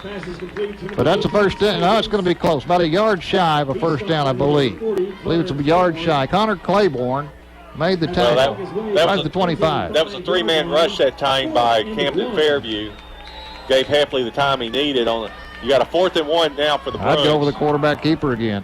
Heffley in the shotgun on 4th down and 1 from the 25-yard line. Needs a yard. Bruce is a deep man. He's going to roll the pass. Throws downfield. It's going to be caught at the 20-yard line. That's Hastings at the 20-yard line, and that's a first down. Isaiah Gully forces him out. I wasn't expecting the pass either. I thought Heffley, as big as he is, was just do a quarterback keeper, but it doesn't matter. It's still a first down. They're going to move it to the 19-yard line. Oh, this is a long. Hastings went out. You're not kidding. It's a long drive. Here's a handoff. That's Fells at the 15. Fells down near the 10-yard line before he's knocked backwards. Knocked backwards by Isaiah Gully again. It's a big, nice run that time by Fells. He picked up about 7 on it. I thought Fells might take that one. Down to the 11-yard line. Picked up 8. It'll be 2nd and 2. 2nd and 2. Fells is still in there. He'll get the call again. He jumps through, has a first down inside the 10, down to the 6-yard line. He goes. It'll be 1st and goal, Bruins. Well, that offensive line is making some holes right now for Fells. Do they try it again here? I say do it. 1st and goal from the 6-yard line. I'd like to see them do it just so we can see how tired that defense of Fairview is. 4:12 to go. We've worked this third quarter down to a whittle. Well, you can hear the PA crowd getting vocal right now. 1st and goal, Bruins from the 6. Big possession here. Fells is the deep man. Heffley's in the pistol. 6 seconds on the play clock. Bobble snap. The ball's on the ground. The Cardinals have it. Just what you did not need at about the 12-yard line. A turnover. Wow. Justin McCoy comes up with a huge stop for Camden Fairview. Well, he sure did. That's a 3rd turnover tonight for Pulaski Academy. It looked like Heffley had turned to look at the sideline, and the snap came, and he just didn't see it. Didn't see the ball. That's about twice that's happened for PA. Well, 3:45 to go in the third quarter gives new life to Fairview as they find themselves down 22-6. Just when the Bruins were about to put what felt like a nail in the coffin, all of a sudden new life for Camden Fairview. But they still got 78 yards to go to get a score. Shotgun formation for Keaton. He's going to hand it off to his running back. Nobody. No room there. Got back to the line of scrimmage, which is the 12-yard line. That's about it. He was hit immediately by a host of Bruins led by Keelan Patterson. Keelan's. No. Yeah, he might have twisted an ankle or something. He's going to have to come out, I think. Well, the ball goes back. They're going to give him about a half yard on the play. Keelan's going to come out. Andrew Ransom's going to replace him. Comes out with a limp. He's running off, but he was limping while he was running. Keaton takes the snap, rolls to his left to pass. Looks, he's going to throw deep. He's got a man who's going to overshoot him at about the 35-yard line. He had a receiver open on that sideline. 3:06 to go in the third quarter. Here's the key, though. You got 3rd and 9 from your own 13-yard line. Yep. So a PA defense can hold on that turnover. 3rd and 9. It's not going to hurt PA too bad because they should get the ball in good field position if they can hold right here. Well, 3:06 to play in the third with Pulaski Academy up 22-6. See what the defense can do here on 3rd down and 9. Keaton rolls to his right this time. Looks downfield, has a man open if he sees him, and he's going to hit him at about the 25, the 30, the 35, the 40, the 50, the 45, and down all the way down to the 36-yard line of Pulaski Academy. You can see him flash open across the middle. He hit him. Hayden Henry saved a touchdown and brings him down to the 36-yard line. What's a big play right there on 3rd and 9 from the 13. First down inside Pulaski Academy territory. Gives new life to the Cardinals. 1st and 10 for Camden Fairview. They're feeling pretty good right now, all the way down to the PA 36. Keaton has a running back off to his left on 1st down. Now he moves him to his right. He rolls to the right. He's going to pass. Has time, throws over the middle. It's going to be caught. We'll see him down there at about the 19, maybe the 18-yard line. Pickup of 18 on the play. Cameron Bland made the stop. Move the chains. Inside the red zone down to the 18. That was Cornelius Page there, Laney, 6'1", senior. And Cameron Bland.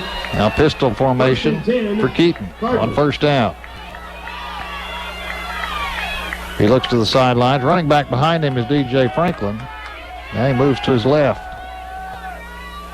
Keaton's going to pass. Throws it to the left flat. Has a man, but drops it at about the 15-yard line. I mean, there wasn't anybody within 10 yards that time of Wright. D'Angelo Wright, another senior. 2:20 remaining here in the third quarter. PA leading 22-6. I'm telling you what, this third quarter is gone. A lot of it with that last possession by the Bruins that came up empty. 2nd and 10. Run defense needs to tighten up. They've been some receivers open for Fairview on this drive. Keaton has a man in motion. He's going to hand it off to him. The Bruins are there, and they're going to have him in the backfield at about the 21, 22-yard line. Right, as Robert Ader was the first one there, along with Reed Rickenbach. Well, Robert Ader's the one that got the deep penetration. Boy, mass substitutions down for the Bruins defensively. Wow, Watkins is coming in. Kelly's coming in. Well, that's defensive backs right there. Correction. Number 2, Jonathan Walker. Sending a lot of the offensive players in defensively. 3rd and 14. 3rd and 14 from the 22. Need to get down to the 8 for a first down. They figure that the quarterback Keaton's going to pass. He does. Throws over the middle. Intercepted at the 10-yard line. Back to the 15, the 20, the 25, the 30, and out of bounds at the 31-yard line. That's Reed Rickenbach. And there's a flag on the sidelines. That's going to tack 15 more on it.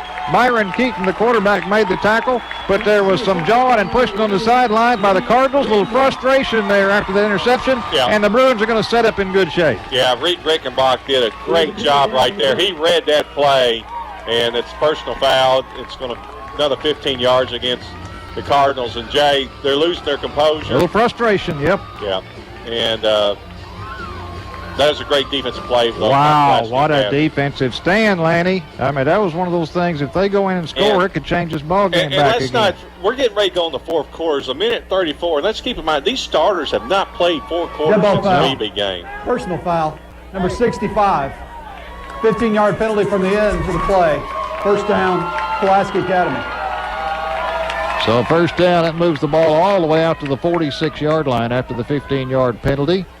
Pistol formation. Bruce is the running back. He's deep behind Heffley. First and 10. They're bringing the rush. Heffley floats one out to the right to Kelly. He's got it at the 40. Makes a man miss. 45-50, 45-40, 35. Down the sidelines to the 30 and finally knocked out of bounds. They're going to say he stepped out the 33-yard line. Zach Kelly made a man miss and turned on the burners. Camonte Wilson finally forced him out. Well, that's a big play right there on the screen pass to Zach Kelly. Great running downfield. He is quick on quick once he turns it on. I think he fooled Camden. I don't think Camden expected Kelly to be that quick. Nope. First and 10. Heffley. Here's a handoff to Bruce. Leaps a man. Gets down to the 30, the 29-yard line before he's turned back.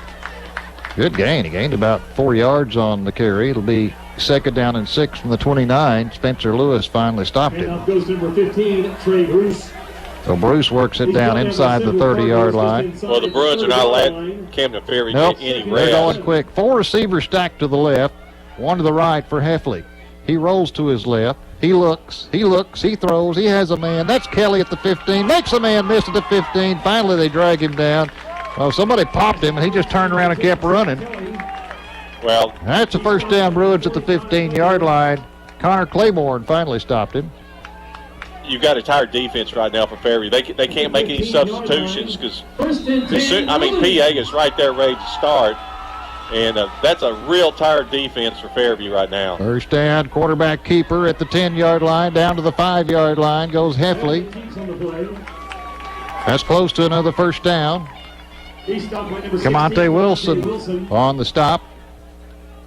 First and go, Bruins. Well, they're going to say a little shy, Lanny. It's going to be second down about a foot. Okay. Second and goal.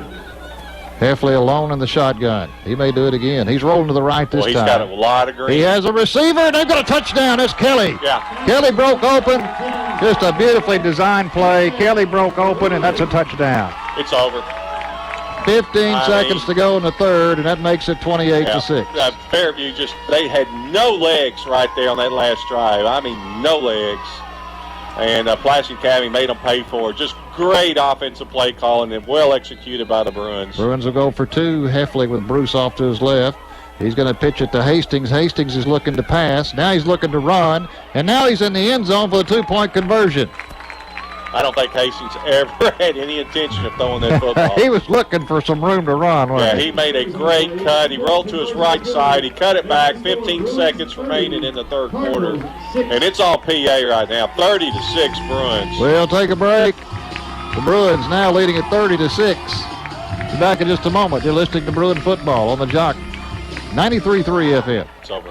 Game on with Wes Moore and Michael Smith. We got Mike Irwin. Mike, what's going on? I'm sitting here watching Niall Davis walk around looking at his cell phone in the other room. Seriously? Looking right through these French doors, and he's looking at his cell phone. Now he's doing some kind of sign language with Michael. He's more busy than Barry Switzer right now. You can't talk with the chief, get clearance, get him on the show. I mean, the guy's at your house hanging out, and you can't get him on the microphone. He's a friend. You don't do that. Get your game on. Weekdays at 11 on 93.3 The Jock.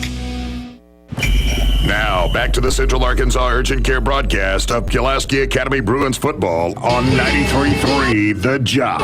Here's Jay Jones and Lanny Beavers. Well, quite an eventful third quarter, but only 1 touchdown scored. It was 22-6 at halftime. Both teams battled back and forth with some turnovers, had some good drives, but the Bruins finally punch it in with 15 seconds to go left in the third quarter, leading it now 30-6. And here's the onside kick. Just a high pooch kick. Back to about the 20-yard line. That's caught by Jonathan Walker. He tries to run up the middle. He's going to be caught at the 25 and knocked down at the 29-yard line. Andrew Ransom there to make the stop. What about that last drive, Laney? Well, that last drive was a 5-play, 54-yard drive, 5-yard touchdown pass by Heffley to Kelly at minute 15 off the clock, set up by a Reed Rickenbach interception. And all Bruins, Camden Fairview's defense was gassed. And with 11 seconds to go in the third quarter, you feel like this is a Bruin victory, setting up a showdown with the winner of the Batesville game next week.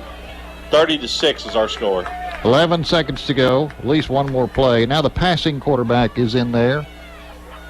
That's Logan Reed, but he's going to hand it off to his running back, running to the left, and he's going to be dragged down back at the 21-yard line. Yeah, that wasn't going anywhere. That's into the Robert Ader. That's into the third quarter, too, for the Bruins. 30-6. Big loss by Robert Ader. That time they just kind of tried a little end around or reverse. Listen to that crowd. Didn't work. Crowd on their feet. We are too. We'll be back with the fourth quarter right after this. Our score, after 3 quarters, Pulaski Academy 30, Camden Fairview 6. You're listening to Bruin Football on the Jock 93.3 FM. Game on with Wes Moore and Michael Smith. We got Mike Irwin. Mike, what's going on? I'm sitting here watching Niall Davis walk around looking at his cell phone in the other room. Dude, seriously? Looking right through these French doors, and he's looking at his cell phone. Now he's doing some kind of sign language with Michael. He's more busy than Barry Switzer right now. You can't talk with the chief, get clearance, get him on the show. I mean, the guy's at your house hanging out, and you can't get him on the microphone. He's a friend. You don't do that. Get your game on. Weekdays at 11 on 93.3 The Jock. 93.3 The Jock is geared up for the 2014 Baptist Health broadcast season of Arkansas State University Red Wolves football. Don't forget that you can log on for the complete rundown of Red Wolves game schedules, stats, scores, and stream the games live. Don't miss the 2014 Baptist Health broadcast season of Arkansas State University Red Wolves football exclusively on 93.3 The Jock. Now, back to the Central Arkansas Urgent Care broadcast of Pulaski Academy Bruins football on 93.3 The Jock. Here's Jay Jones and Lanny Beavers. Reed back to pass. He's going to throw long and has a receiver caught.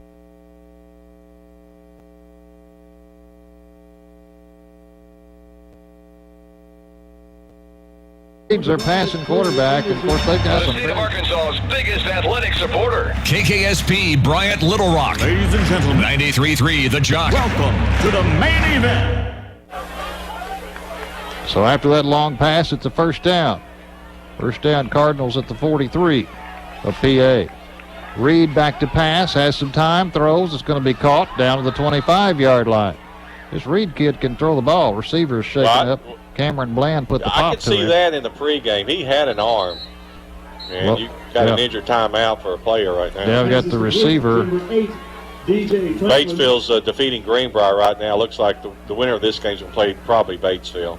Well, the bad news for Camden Fairview is that receiver is also their star running back, DJ Franklin. Batesville 31, Greenbrier 12. He's down to about the 25-yard line. But this Reed kid, they told us before the game that watch out for him if the game gets late and they need to move the ball. The way he can throw the ball, I don't know why they waited so late. 6'1", 162, a junior. Logan Reed, and down the field is the running back Franklin.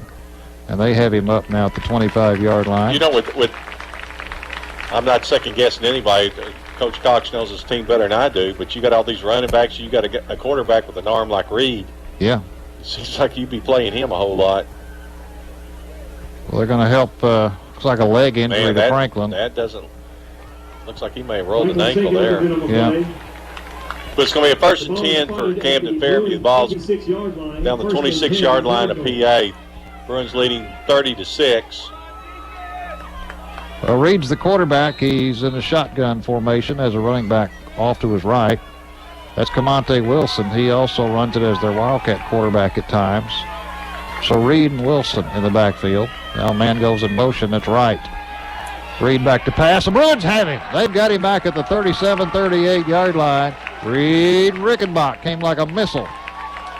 Well, that may be why he doesn't start. His quarterback, Logan Reed's not very quick on his feet as Rickenbach blitz. That's a big loss right there. About a 12-yard loss. 11-yard loss. Second down and 21 after the sack back to the 37-yard line.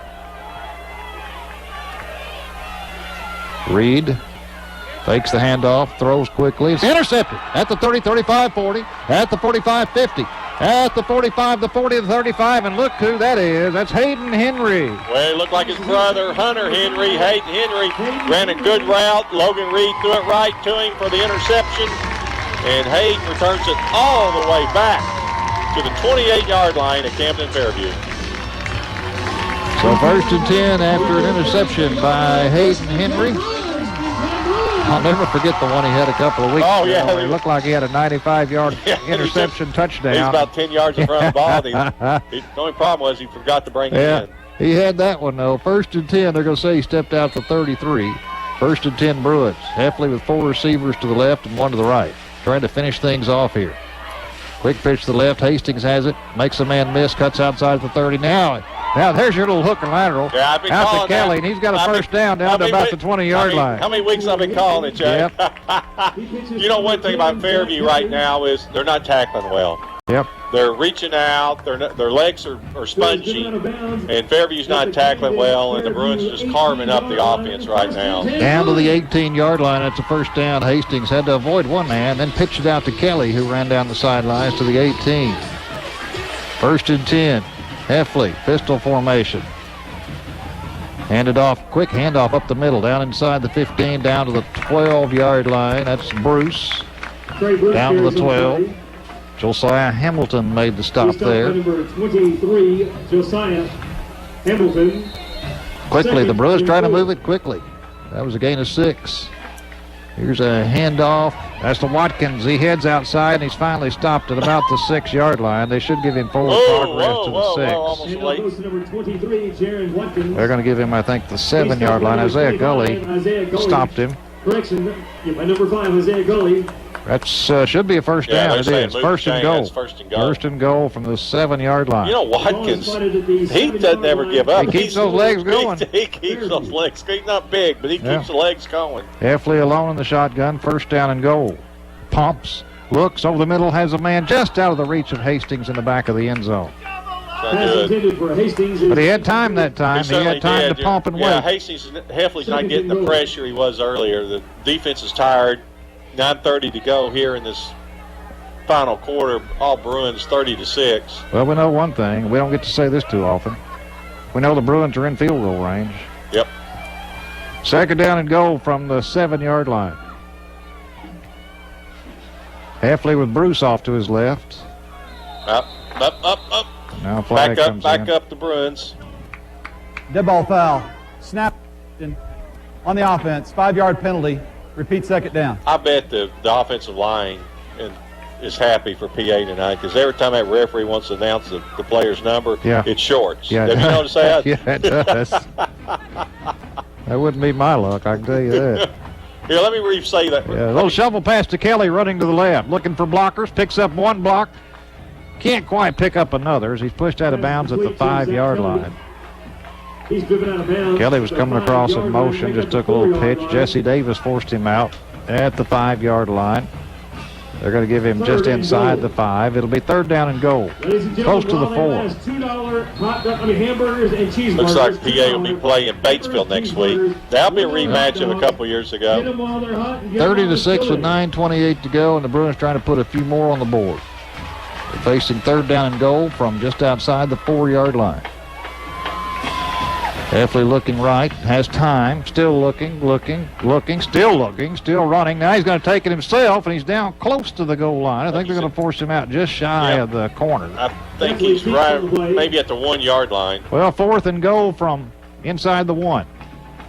He's driven out of bounds by number 16. Actually, they're going to say right at the 1-yard line. So 4th and goal from the 1. This is most Heffley's run I think I've seen him all season. Probably out of breath. Picked up some yardage rushing tonight. Timeout. Coach Kevin Kelly wants to think about this one on 4th and 1.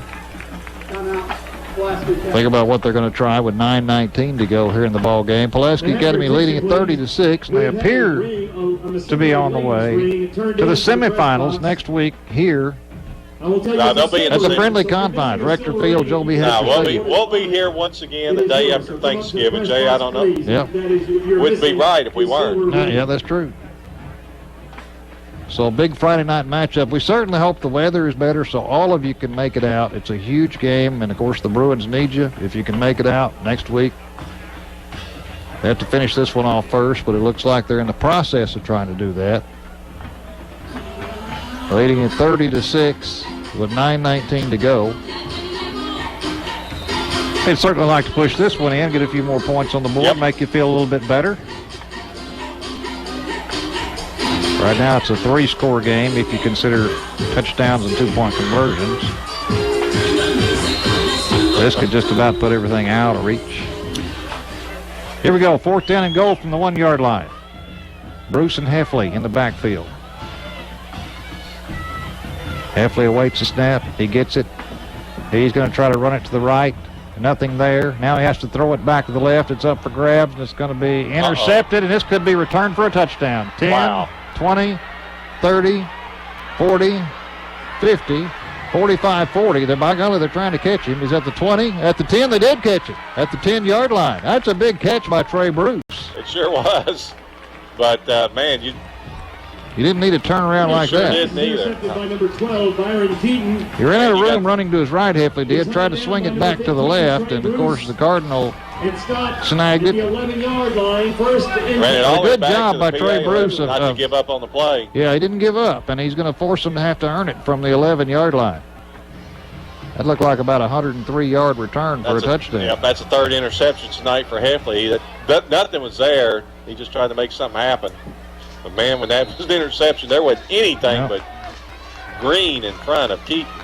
He's chased down by Bruce. Well, Reed's the quarterback, passing quarterback. Rolls to his right on 1st down, makes a man miss, now throws it. Almost intercepted. And it's going to be knocked away out of bounds. The crowd was wanting some holding on that. Walker is incomplete. Nothing was called. He was looking for Walker, and it went incomplete. That'll be 2nd down and 10 from about the 11-yard line. 2nd and 2. Crowd saying, where's the holding? Called it on us tonight. One thing you're right about, though, just the play by Trey to bring down Keaton is going to make Camden Fairview earn it and take some time off this clock. That's exactly right. With less than 9 minutes to go in the ball game. Running back is number 16, Wilson, Camonte Wilson. Reed in a shotgun with Wilson to his left. He's going to pass, though. The rush is on. He's in trouble. He's going to go down. Back at about the 20-yard line, make it the 21-yard line. Reed Rickenbach. Rickenbach has been there all night long. And looky there. Had the ball at the 11-yard line with the sack and moves it back out to the 17-yard line. Yeah, they're going to say he was hit and forced back, so they're going to give him forward progress. Never have like that rule, but they're going to say he's down at the 18-yard line. 18-yard line. Third down. They got to get all the way down to the 1. So it's 3rd down and 17. They're going to bring Keaton back in at the quarterback. Yeah, he was gassed after that long interception return. Yep, I think that's a wise move. Keaton, number 12, back in there in the shotgun formation. Looks to pass, rushes on, throw a pass over the middle, incomplete at about the 5-yard line. I'm telling you what, there was some holding there. There's been some holding. They're not calling it. No, they're not. Greg, have you seen any holding out there tonight? Where's your flags, Spakes? I'm gonna throw it out the window. You need to be throwing some flags, Greg. There's been some holding. 4th down and 17. Let's see if the Bruins can return 199 yards for a touchdown. 4th down. You got to go for it here. 4th down. Got to get down to the 1-yard line. Keaton back to pass. Throws it up for grabs in the corner of the end zone. Jump ball. Intercepted. And that's a touchback, and the Bruins will bring it out to the 20. How big was that effort by Trey Bruce? Justin Charette intercepts it. But give Trey Bruce credit for not giving up. Well, that's the whole key. They never gave up, and you had the ball at the 11-yard line, and Camden Fairview still could not score. Yep. So great job by this defense, a great job. Hats off to Trey Bruce for chasing him down, not letting him go the distance, and the Bruins have it back at the 20-yard line. That was a great play by Trey Bruce to stop that. Yep. We saw that happen a couple of years ago. Yep, I remember against Lake Hamilton. Yep, I remember sure that. Did. Lake Hamilton wind up fumbling the ball. That's right. 1st and 10 Bruins from their own 20, 7:57 to go in this one. They're leading at 30-6. Heffley with Bruce off to his right. Takes a snap, looks to pass, steps to his right, steps up, dumps it off to Pickle. Pickle has it across the 25, out close to the 29-yard line. Grant Pickle with a nice pickup. About a yard shy of the 1st down. 9-yard pickup before Josiah Hamilton stops him. Here come the Bruins quickly. Heffley has a man in motion. That's Bruce, but whistles now on the play. And we got a timeout by Fairview. Yeah, you can tell timeout. This defense is tired. Camden. We're going to take timeout. We'll take a break with them. 7:32 left in this one. Our score, Pulaski Academy 30, Camden Fairview 6. You're listening to Bruin Football on the Jock 93.3 FM. Sports Talk with Bo Mattingly. Arkansas's got a running game problem. We haven't talked about it much. We probably should be talking about it more. In the last 2 games, they're averaging 2.8 yards a carry. If you're going to boast that you have the biggest offensive line in the history of mankind, and you can't run for more than 2.8 yards a carry, that's like alarming. They got to figure out a way to win on first down. Because if you win on first down, then you can do whatever. You can do lots of things from there. Sports Talk with Bo Mattingly. Weekdays at 2 on 93.3 The Jock. Now, back to the Central Arkansas Urgent Care broadcast of Pulaski Academy Bruins football on 93.3 The Jock. Here's Jay Jones and Lanny Beavers. Thank you, Russ McKinney. Bruins have it at the 29-yard line. It will be Heffley back to pass. Rush is on. He's going to be hit from behind and dropped at about the 25-yard line. That's going to bring up third down and about 5. 7:20 to go in this one. Bruins leading at 30-6. Lanny, got a scoring update. Well, BB advances. They knock off the conference winner of the 5A South, Hot Springs High Trojans. Wow. BB has been on a roll since they played PA. They sure have. Here's the third down and 5 for the Bruins from the 25. Heffley bobbles the snap, brings it down, pitches it out across the 30 to Hastings, across the 30 to about the 35-yard line. That'll move the chains, and that just keeps this clock. They're just grinding it out now. First down, new set of downs for the Bruins. They lead it 30-6. Well, it's also good to see PA play in 4 quarters. Yep. We have not seen that in a while. That's right. And this is going to help them these next 2 games, especially when they play Batesville next week. Fells is in there now in the shotgun. Fakes the handoff to Heffley. He's going to keep it across the 35 out to the 37-yard line. Keeps that clock going. Gain of a couple, but it moves the clock. DeAndre Gossett on the tackle. Moved it out to about the 38-yard line. Second down and 7 for the Bruins. Yeah, the Bruins are going to take a lot of time off this clock now, you'd think. Fells is in there again at shotgun. He's the running back. Heffley off to the left. Heffley comes by in motion. But it's going to be Fells at the 40, the 45. First down at the 50, the 45. Down to about the 42-yard line of Camden Fairview. Speed. That's what Felds, that's what Watkins have. You got a tired defense. They know they're, for all intensive practice purposes, the game's over. Cornelius Page made the stop, but that's a big first down. And we got a flag on the field, too. See what the call is. I don't know. It's on the near sideline. They're going to discuss it. The Bruins aren't moving back. It does stop the clock. That's a decline. It's going to be against Camden Fairview. Holding, number 23, defense. The penalty is declined. First down. They'll decline that. 6:13 to go. They want to keep this clock moving. 30-6 Bruins on their way to the semifinals next week here at home. It's Batesville. Batesville leading big over Greenbrier. Heffley looks to the sidelines. Clock running. Yes, Fells off to his right on a 1st and 10 from the 42, and now a flag comes in from the far side. Must have been some kind of movement against the Bruins as they're moving back. Dead ball foul. False start, number 78. Offense. 5-yard penalty. Repeat, first down. All right, so they'll move it back 5 yards, and we'll try to see if we can get a play in here. Move it back to the 47, just beyond the 47. First down and 15 for the Bruins. Heffley with Fells off to his left. 2 receivers to the left, 2 to the right. He's going to hand off to Fells. He's going to get some good yardage down about the 45 down to about the 41-yard line. Sure did. He hit the pile. All of a sudden, he squirted loose. Chris Hargraves on the tackle. So it'll be 2nd down and 9 now for the Bruins. But the clock's running. About 5.5 to play now. Bruins leading at 30-6 over Camden Fairview. A very game Camden Fairview squad. After the pass quickly to Kelly, and he's caught in the backfield about the 44-yard line. That play just wasn't. Yeah. Josiah Hamilton was there to put a stop to that. That play just wasn't going to work from the get-go. 3rd and 12 after that loss, back to the 44. But Kelly did stay in bounds. That keeps the clock going. 5 minutes now, and ticking. Pulaski Academy go to 11-1. Well, how about this right now? PA led 22-6 at the half. Yep. And they've only scored once the second half. That's unusual, too. Here's Heffley sprinting to his left, throws it almost intercepted at about the 32-yard line. Tipped away out of bounds. You were looking for Hastings over there, but it was a good job by Jesse Davis, a senior, closing on it and nearly got the interception.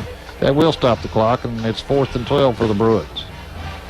Well, the opening loss at Dallas against Highland Park. Bruins lost it 48-42.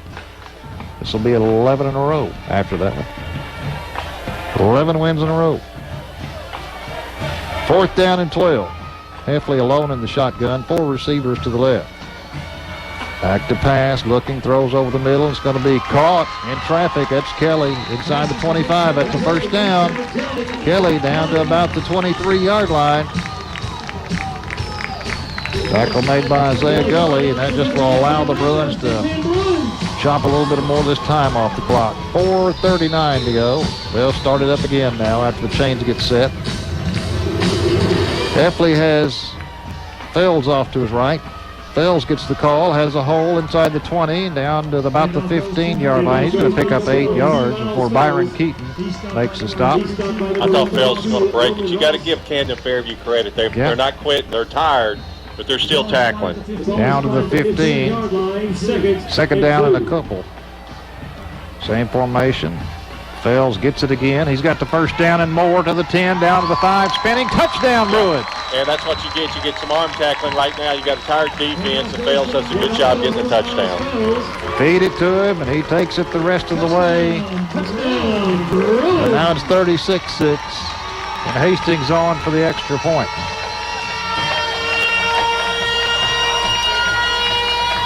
Well, this one was tough in the first quarter, tough in the first half. Both teams had some momentum swings. Well, hey, Fairview's a good team. They've got nothing to feel bad about. They're a very good football team. A lot of very athletic team. They are very athletic. They came in, they were charged up, and they gave the Bruins a game. Now 37-6 with 4 minutes to go.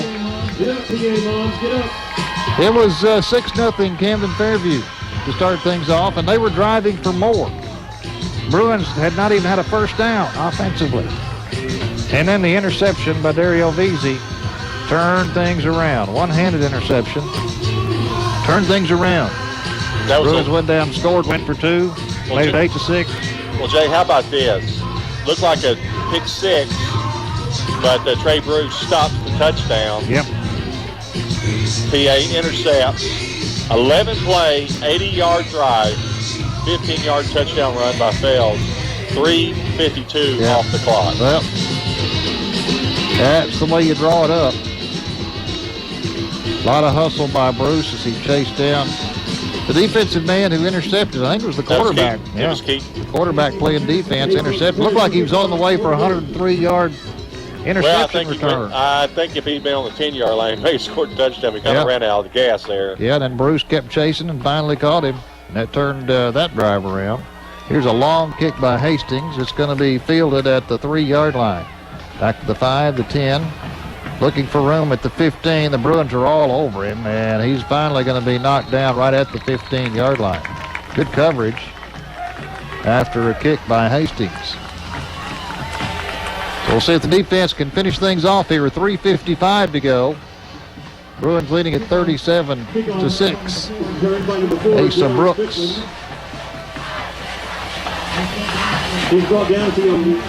Brooks did a good job with the tackle. That we've seen on the long kickoffs that the return team has done a very good job against PA, but that was real good tackling downfield. Asa Brooks on that last tackle. A bunch of his buddies to help. Here come the Cardinals now, 1st and 10 from their own 15. Reed, the quarterback, he's their passing quarterback. Reed's got a good arm, but he's not very quick. I think he answered my question a while ago when Keaton starts. He's going to pass, throws to the right. It's going to be caught at the 18, back up to the 20, spinning and finally down. The ball is on the ground. They're going to say he was down at the 21. Strickland caught the ball, but it looked like they're going to say he was down. Clock's still going, 3:30 to go. He's going to pick up 5 on the play. It'll be second down and 5. And 6. Logan Reed, the quarterback, back to pass again. Rush comes. He throws it out there. Defenders are there, and it's going to be intercepted and a flag on the play. It's got to be That's offense. Hayden Henry. It's got to be offensive pass interference. Hayden Henry's got his second interception. He sure does. He was almost tackled from behind while he was trying to make the interception. That's got to be offensive pass interference. Yeah, sure, it has to be. It has to be offensive pass interference. Crowd knows it. They're on their feet. Here comes the call. Well, interception by Henry, too. Pass interference. Pass interference. By the offense. Yeah. Number 15. It's a good call. Penalties decline. First down, Pulaski Academy. Now they can melt the rest of this clock. Well, what a job by the defense, Yeah. Lanny. 6 points they've given up tonight, and at times it looked tough, but they hung in there. 41-12 in the fourth quarter, Batesville over Greenbrier. First and 10 Bruins at their own 47 after the second interception by Henry. 35-28, Fayetteville over Conway in the fourth. Heffley's going to hand this one off to Watkins. He fumbled but picked it up on the run. He still got it at the 40, the 30, at the 25, the 20, at the 10, the 5. Touchdown, Bruins. He fumbled the ball. It popped up to him. He caught it in midair and never broke stride. I mean, he never broke stride. He didn't. He just kept going. and, you know, when Watkins is in front of you, you're not going to catch him. No. He is so quick. That went from an oh no to oh yeah in a hurry. Touchdown Bruins makes it 43-6. I noticed Camden's still talking to him, though. Now he pats him on the helmet. Pats him on the helmet, but that was a fumble. That went from an oh no to an oh yeah quickly. Here's a snap for the extra point. Hastings punches it through again. And it's now 44-6, and the rest of the time should take off anyway. Now 38-point lead. Only 3 minutes and 8 seconds to go, but that will start the sportsmanship rule. Yeah, I'll tell you what. That wasn't funny. Watkins took the ball. He hit the line, had a little bit of a hole. Somebody got a hand on it. The ball popped free. He kept running. It popped free out in front of him. Yeah, and it just came right back up to him, and he just caught it and kept running. He never even made a stutter step, and he was gone. 53-yard run. 12 seconds. 12 seconds is what it took. BB defeated Hot Springs 42-35. I never gave you that final score. Well, the Bruins will tee it up at the 40, and Hastings will kick this one away. It won't be an onside kick with 3:08 to go. The Bruins leading at 44-6. Here's a long kick. It's going to be allowed to go into the end zone for a touchback. You know, a lot of people are going to see this score in the paper tomorrow. They're going to think it's all PA. Yeah, they're going to think it's a typical. Yeah, they're going to think it's a typical PA 44-6 win, but no, this wasn't typical. No. Bruins had to fight for it. Wow, here's a big upset. Clinton over Dollarway, 21-20.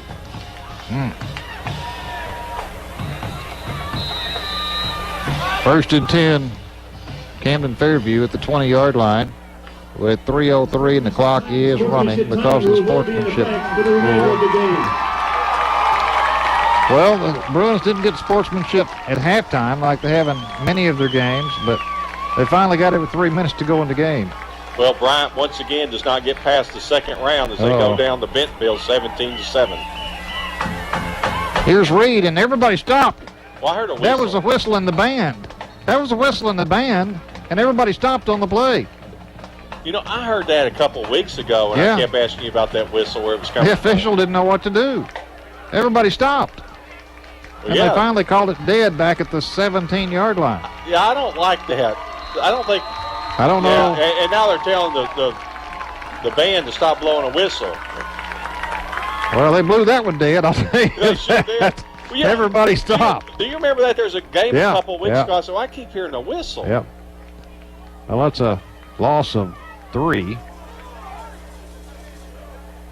Second down and 13 for Reed. He's going to just hand this one off to his running back, and he's going to get back to about the 13. Here's something 14. funny. They're going to give him the 15. They were trying to tell the crowd not to blow the whistle anymore, but they're just dead quiet now. Yeah, now there's nothing. Nobody's saying a word. Nobody's saying anything. The crowd mic's on and nobody's saying anything. Minute and a half to go now. Yeah, I mean, you can still cheer, but just don't leave you blowing a whistle. Trey Lewis made the tackle. Big Trey got him one there. Ball is 5 to 15-yard line, 3rd and 15. Third down and 15 for Camden Fairview at their own 15-yard line.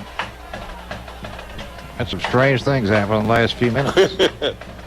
Reed back to pass. The rush is on. He's hit. Gets away from a rush, though. Now he's hit again at about the 10-yard line. He got away from a rush at the 5. Finally made it back to the 10, and he was just smushed at the 10. Jacob Phillips was the first one there. He got sandwiched that time. It's a big 4th down play. 1 minute to go. It'll be 4th down now from the 10-yard line. 4th down and 20. Odd game. We've seen some odd things happen tonight. Yeah. But a good hard-fought win. I know the score's not going to reflect that, but it was a hard-fought win by the Bruins. It certainly was. It did not look good at first, but you just felt like PA was going to get it going before too long, and the interception by Beasley just really turned this game around. Reed back to pass on 4th and 20. Throws it long, has a man out there. Jump ball, tipped incomplete, and the Bruins will take over at the 10. All they're going to have to do is take a knee. 28 seconds. May not even have to do that. They may just start the clock up. Yeah, with the mercy rule. 44-6 is going to be our final score. Stay with us after the broadcast, and we'll be bringing you the post-game show. 28 seconds to go. So PA will be hosting Batesville next week. Yep. Hope you all can make it. Hope the weather is cooperative, too. Bruins have some business to take care of from a couple of years ago as Batesville defeated Pulaski Academy on this field. You think it's been weird so far? The Bruins just went out there and lined up on the wrong side of the ball. They had to get it back on the other side. Oh, here we go. One play. And Hatcher's your new quarterback. Lane Hatcher in at quarterback. He's going to just take off running to his left, being chased. They're going to knock him out of bounds, and that should do it. Yeah, Hatcher 15, 14, 13. That'll do it. Yeah, Hatcher wasn't even trying to score. He's just running. Crowd comes to their feet, and the coaching staffs go to midfield to meet. And the Bruins have moved on to the semifinals next week against Batesville. That should be a dandy also. Cardinals 6. Don't go anywhere. Lanny will be back. Give you some scores. We'll get to talk to the coaches in just a moment. Our final score, Pulaski Academy 44, Camden Fairview 6. You're listening to Bruin Football on the Jock 93.3 FM. I'm Anthony Lucas for Orthosurgeons. Arkansas's premier orthopedic surgery group has a team of orthopedic surgeons, PAs, and certified athletic trainers that can be on your team too. They have satellite clinics in Russellville, Beebe, Cabot, and Jacksonville, as well as offices in Little Rock and North Little Rock. They also have 2 physical therapy locations in Central Arkansas where physical therapists with decades of experience can get you rehab. Get more information online at orthosurgeons.com and find out why Coach Frank Broyles chose Orthosurgeons for his hip replacement. Crane Kia, Arkansas's #1 Kia dealer, now has 2 big locations. Introducing the all-new Crane Kia of Conway. Now get double the inventory and double the savings. New 2014 Kia Souls start for just $12,995. New Kia Fortes start for just $199 a month. Or choose 0% financing and sales tax paid. Plus get a 10-year, 100,000-mile warranty on every new Kia. Grand opening savings at 2 big Crane Kia locations. Crane Kia on Warden Road in North Little Rock and the all-new Crane Kia of Conway. Exit 129 in Conway. If you're interested in all things Razorback, don't miss Recruiting Thursday with Richard Davenport. An expert in recruiting news with the Arkansas Democrat-Gazette, Richard talks with the potential prospects, the locked-in commitments, and the coaches that get them going on and off the field. Tune in to Recruiting Thursday with Richard Davenport, Thursday nights at 8, exclusively on your home for sports in the capital city on 93.3 The Jock. 93.3 The Jock is geared up for the 2014 Baptist Health broadcast season of Arkansas State University Red Wolves football. Don't forget that you can log on for the complete rundown of Red Wolves game schedules, stats, scores, and stream the games live. Don't miss the 2014 Baptist Health broadcast season of Arkansas State University Red Wolves football exclusively on 93.3 The Jock. This is Keith from BMW of Little Rock. I bought my first BMW from them in 1994, and I love that car. I put over 150,000 miles on it, then gave it to my daughter for her first car, and then we traded it for another BMW that she is still driving today. I've owned 3 BMWs since then, and BMW of Little Rock has been there every step of the way, from sales, service, even an awesome parts department. BMW makes the ultimate driving machine, but BMW of Little Rock makes it the ultimate affordable driving machine. BMW of Little Rock, 1500 Shackelford Road. Game on with Wes Moore and Michael Smith. Barry Switzer on the CraneTeam.com hotline. Coach, how much easier is it for an offensive coordinator on 3rd and 2 as opposed to 3rd and 9? Boy, you talk about I think the defense has got a chance to lose. Wait a minute, Becky. I got to go outside here. I got to see something here. I'm here at the kennel. My dog hasn't seen us in a long time, and they're going to get to see us for the first time in 20 days. This is a homecoming, boy. His tail's going 100 miles an hour. Look at that tail, man. And I've been sitting inside watching my dog. We've been training him. I've got 5 German Shepherds. And, boy, he's excited now. Panther, boy. Yeah, look at him jump up and mommy. Yeah, Panther.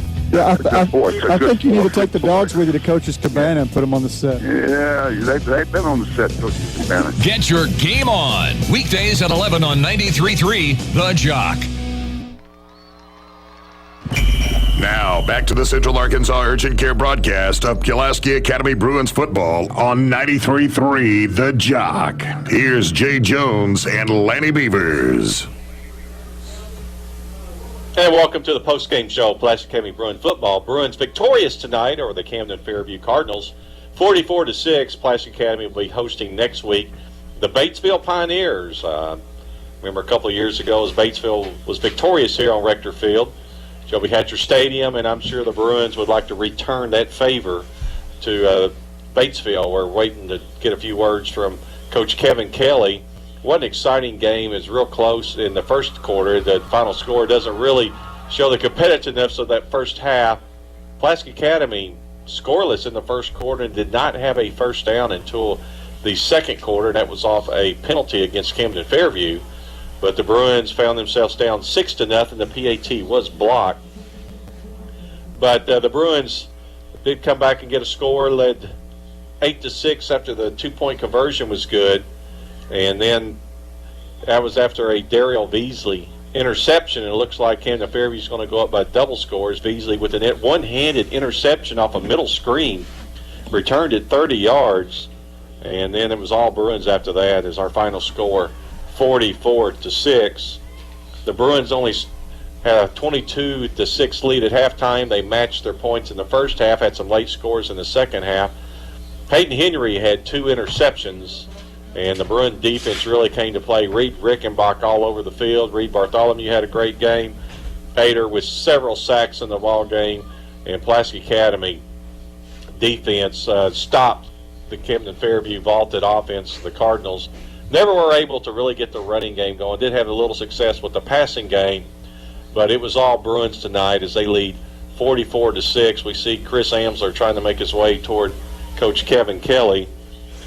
Rushing tonight for Pulaski Academy, 34 rushing attempts for 215 yards, passing 27 for 284 yards, and the Pulaski Academy Bruins got off to a little slow start, but they ended very well as they win this ball game 44-6. We're going to try to get a few words from Coach Kevin Kelly before we sign off. Once again, the Bruins will be hosting the Batesville Pioneers. Other games tonight is BB defeats Hot Springs High. So BB, we saw them when Pulaski Academy win. That was that rain-delayed ball game. BB has not lost a game since then, and BB defeats a very good Hot Springs High Trojan team. BB advances in the playoffs.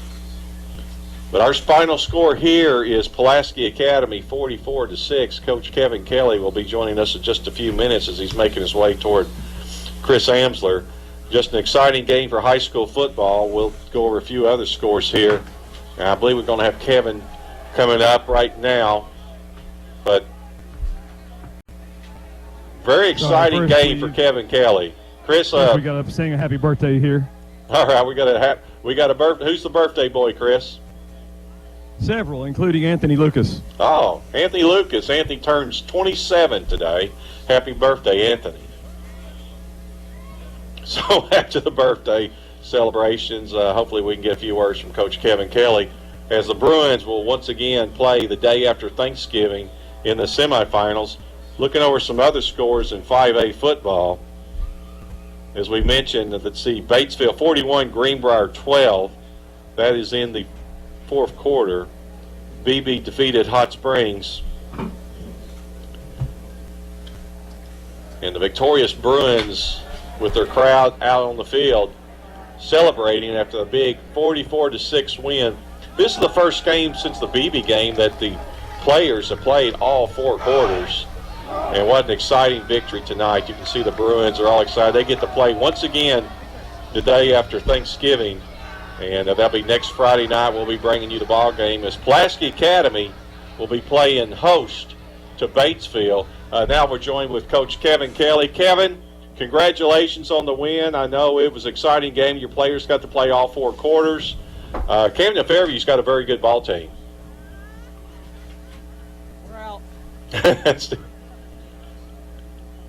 We're out. I lost my earplugs. Can you hear me? Yeah, I hear you fine, Coach. What I was saying, Camden Fairview's got a very good ball team, and you found yourself down 6-0, came storming back and win victorious tonight, 44-6 over Camden Fairview. Yeah, they are a very good ball club, and we knew what we had before they came in. It was going to be a fight. We had hoped we were up to a better start early in the game on offense, but our defense really came through when we needed them to. You know, I mean, they jumped out to a lead, and then at the same time, you know, they try to onside kick like we do, but we got that onside kick, and then we failed again. Then the defense stood up and held, and we were able to go down and score finally. And I tell you what was big as a coaching staff is that block extra point that made it 6 points for them. So it's 6-0. So we go score, and we go want to make it 8-0. Because then if we go score again and kick an extra point, it's 15-6. It's a 2-point game. I mean, it's a 2-score game. And it was. And I believe Justin Sherrard, is the one that got that block PAT. But Coach, Justin did block it. Coach, let me ask you about what we thought was a play of the game. Camden Fairview leads 6-0. You guys don't score or get a first down in the first quarter. Camden Fairview's driving once again, but Daryl Beasley with a one-handed interception on a middle screen returns it 30 yards, and that set up that first score. That kind of turned the whole game right there. That did. That turned the score around, and it turned the game around. You know, what a great play by him. He does a good job in practice recognizing screens, and to finally see him do it in a game, you know, that was big. And you're right, it's a huge play. But there were a lot of one plays in that game that kind of made a difference right there. We turned some fourth downs and longs into some first downs, and then some plays on defense where they were in critical situations where they had driven down in our territory, and our defense stood up and made those plays at the end. Reed Rickenbach's interception. Yes. Trey Bruce chasing the kid down on a 100-yard interception return. Coach, let me ask you about that game. It wasn't in doubt. The PA was going to win, but just Trey never giving up on the play, and that was huge right there about what you're doing out here at Pulaski Academy. Well, it's not what I'm doing, but the kids are buying into just relentlessness. And just never giving up. And that's what you want as a football coach. And Trey's not the fastest guy out there by any stretch. And for him to not give up and chase that kid down, I thought that was huge. And I made that a huge point after the game to our team, because that tells a lot about the character of our team and what we're about. Coach, this Jay was going to say, people are going to look at the newspaper tomorrow and they're going to think, well, PA won 44-6, another typical PA win. But this wasn't typical. You guys, you had to fight, and it's good to see that every once in a while. I think it helps the team out. Yeah, I almost wish it wouldn't have ended up looking that lopsided, so everybody know we had to fight right there. Yeah. You know, because now they think when you play us, and if we get them in a fight, they hadn't been in one. But we were in one right there. So that was a gritty game, and being up only 22-6 at the half, having to play 4 quarters to see if our guys were conditioned to play 4 quarters, all that stuff's going to go on. And then having to face adversity early, you know, put us back like we were against Highland Park and Warren and BB. So I was glad to see our guys still had it. and were willing to fight when the chips were going against them. Coach, BB defeats Hot Springs High tonight, so BB's still on the roll after your game with them. I've been telling everybody BB was a very good team. But Batesville, rematch next week. We were here a couple of years ago, and we sure would like to return the favor. Yeah, we certainly would. Those guys play very, very good defense, fundamental offense. They try to pound you, and then they'll take advantage of their chances when they get a chance on offense. And then they put a lot of pressure on you when they're on defense. So we've got to come out, and we've got a little revenge on our minds, but we're going to have to play well. But how about the supposed weak 5A Central? Exactly. Having 2 of the 4 teams left. That's my pretty whole. good. That's my whole point. That's why I knew you'd be proud to hear about BB. Yeah, I'm really proud. I'm proud of the way they represented our conference as well as us. Hey, Coach, one more thing. One of the, well, I guess you'd call it funny now, one of the plays of the game, Jaron Watkins right in front of you down there, fumbled the football, picked it up in full stride, and went the distance. And I noticed you met him after he came to the sidelines and gave him a little helmet tap and told him, hey, good job, but hang on to the football. But, well, it was just kind of typical of the night. We saw some strange things happen. Yeah, that was classic Jaron there because he's just so – you never know what's going to happen or where the ball's going to go or anything like that. We'd rather not put it on the ground. Of course, everybody's celebrating when he comes over after the touchdown, and the first thing he does is say, Coach, that won't happen again. I'm sorry. Instead of being happy about the touchdown. But that's what we love. We know what our first job is, take care of the ball. The next job is to score, and everybody knows their responsibility and tries to do their job. Coach, it's so good to play again the day after Thanksgiving. I know you're going to be looking forward to that. I know your players will. Great victory tonight. Celebrate this victory, and let's beat the Pioneers next week of Batesville. We're going to give it our best. Coach, it's such Thank you, Coach. Coach, thank you so much. Once again, Jay, that's the victorious Coach Kevin Kelly of the Pulaski Academy Bruins, and we get to do another ball game next week. Nothing like it. This deep in the season, still going. This team, several weeks ago they kept saying, hey, we've got a goal in mind. We're not going to stop until we get there. And I thought, well, it's a possibility. Now you look more and more at it, and you start thinking, hey, if they can get some revenge against Batesville next week. Well, they will. And they're in the championship game. Yeah. So, hey, glad everybody's been along for the ride, and we hope this ride keeps going. Yeah, you got Win BB, and you got Pulaski Academy, Batesville. Yep, it's a good lineup for next week. Certainly is. We hope everybody else is with us next week, too. Even if you come out to the game, bring your radio, come up and say hi to us. Thank you for joining us tonight. Another big win for Pulaski Academy as they move on to the semifinals next week. Join us here next week. We're not going anywhere. We're ready for the next one. Our final score here, Pulaski Academy 44, Camden Fairview 6. You've been listening to Bruin Football on the Jock 93.3 FM. Summer is here, and so are the deals at Crane Chevrolet. Shop a huge selection of Cruze, Malibu, Traverse, Equinox, Camaro, Silverado, Tahoe, and more, with 0% financing for up to 60 months. And right now, new 2014 Silverados and Tahoes are discounted up to $10,000 off. Plus, you get a Yeti cooler. New Malibus start at just $259 a month, and every vehicle is backed by the Crane Commitment. Get more for your trade and 0% financing at the Big Lot. Crane Chevrolet, exit 130 off I-30 in Little Rock. School is back, and that means high school sports and the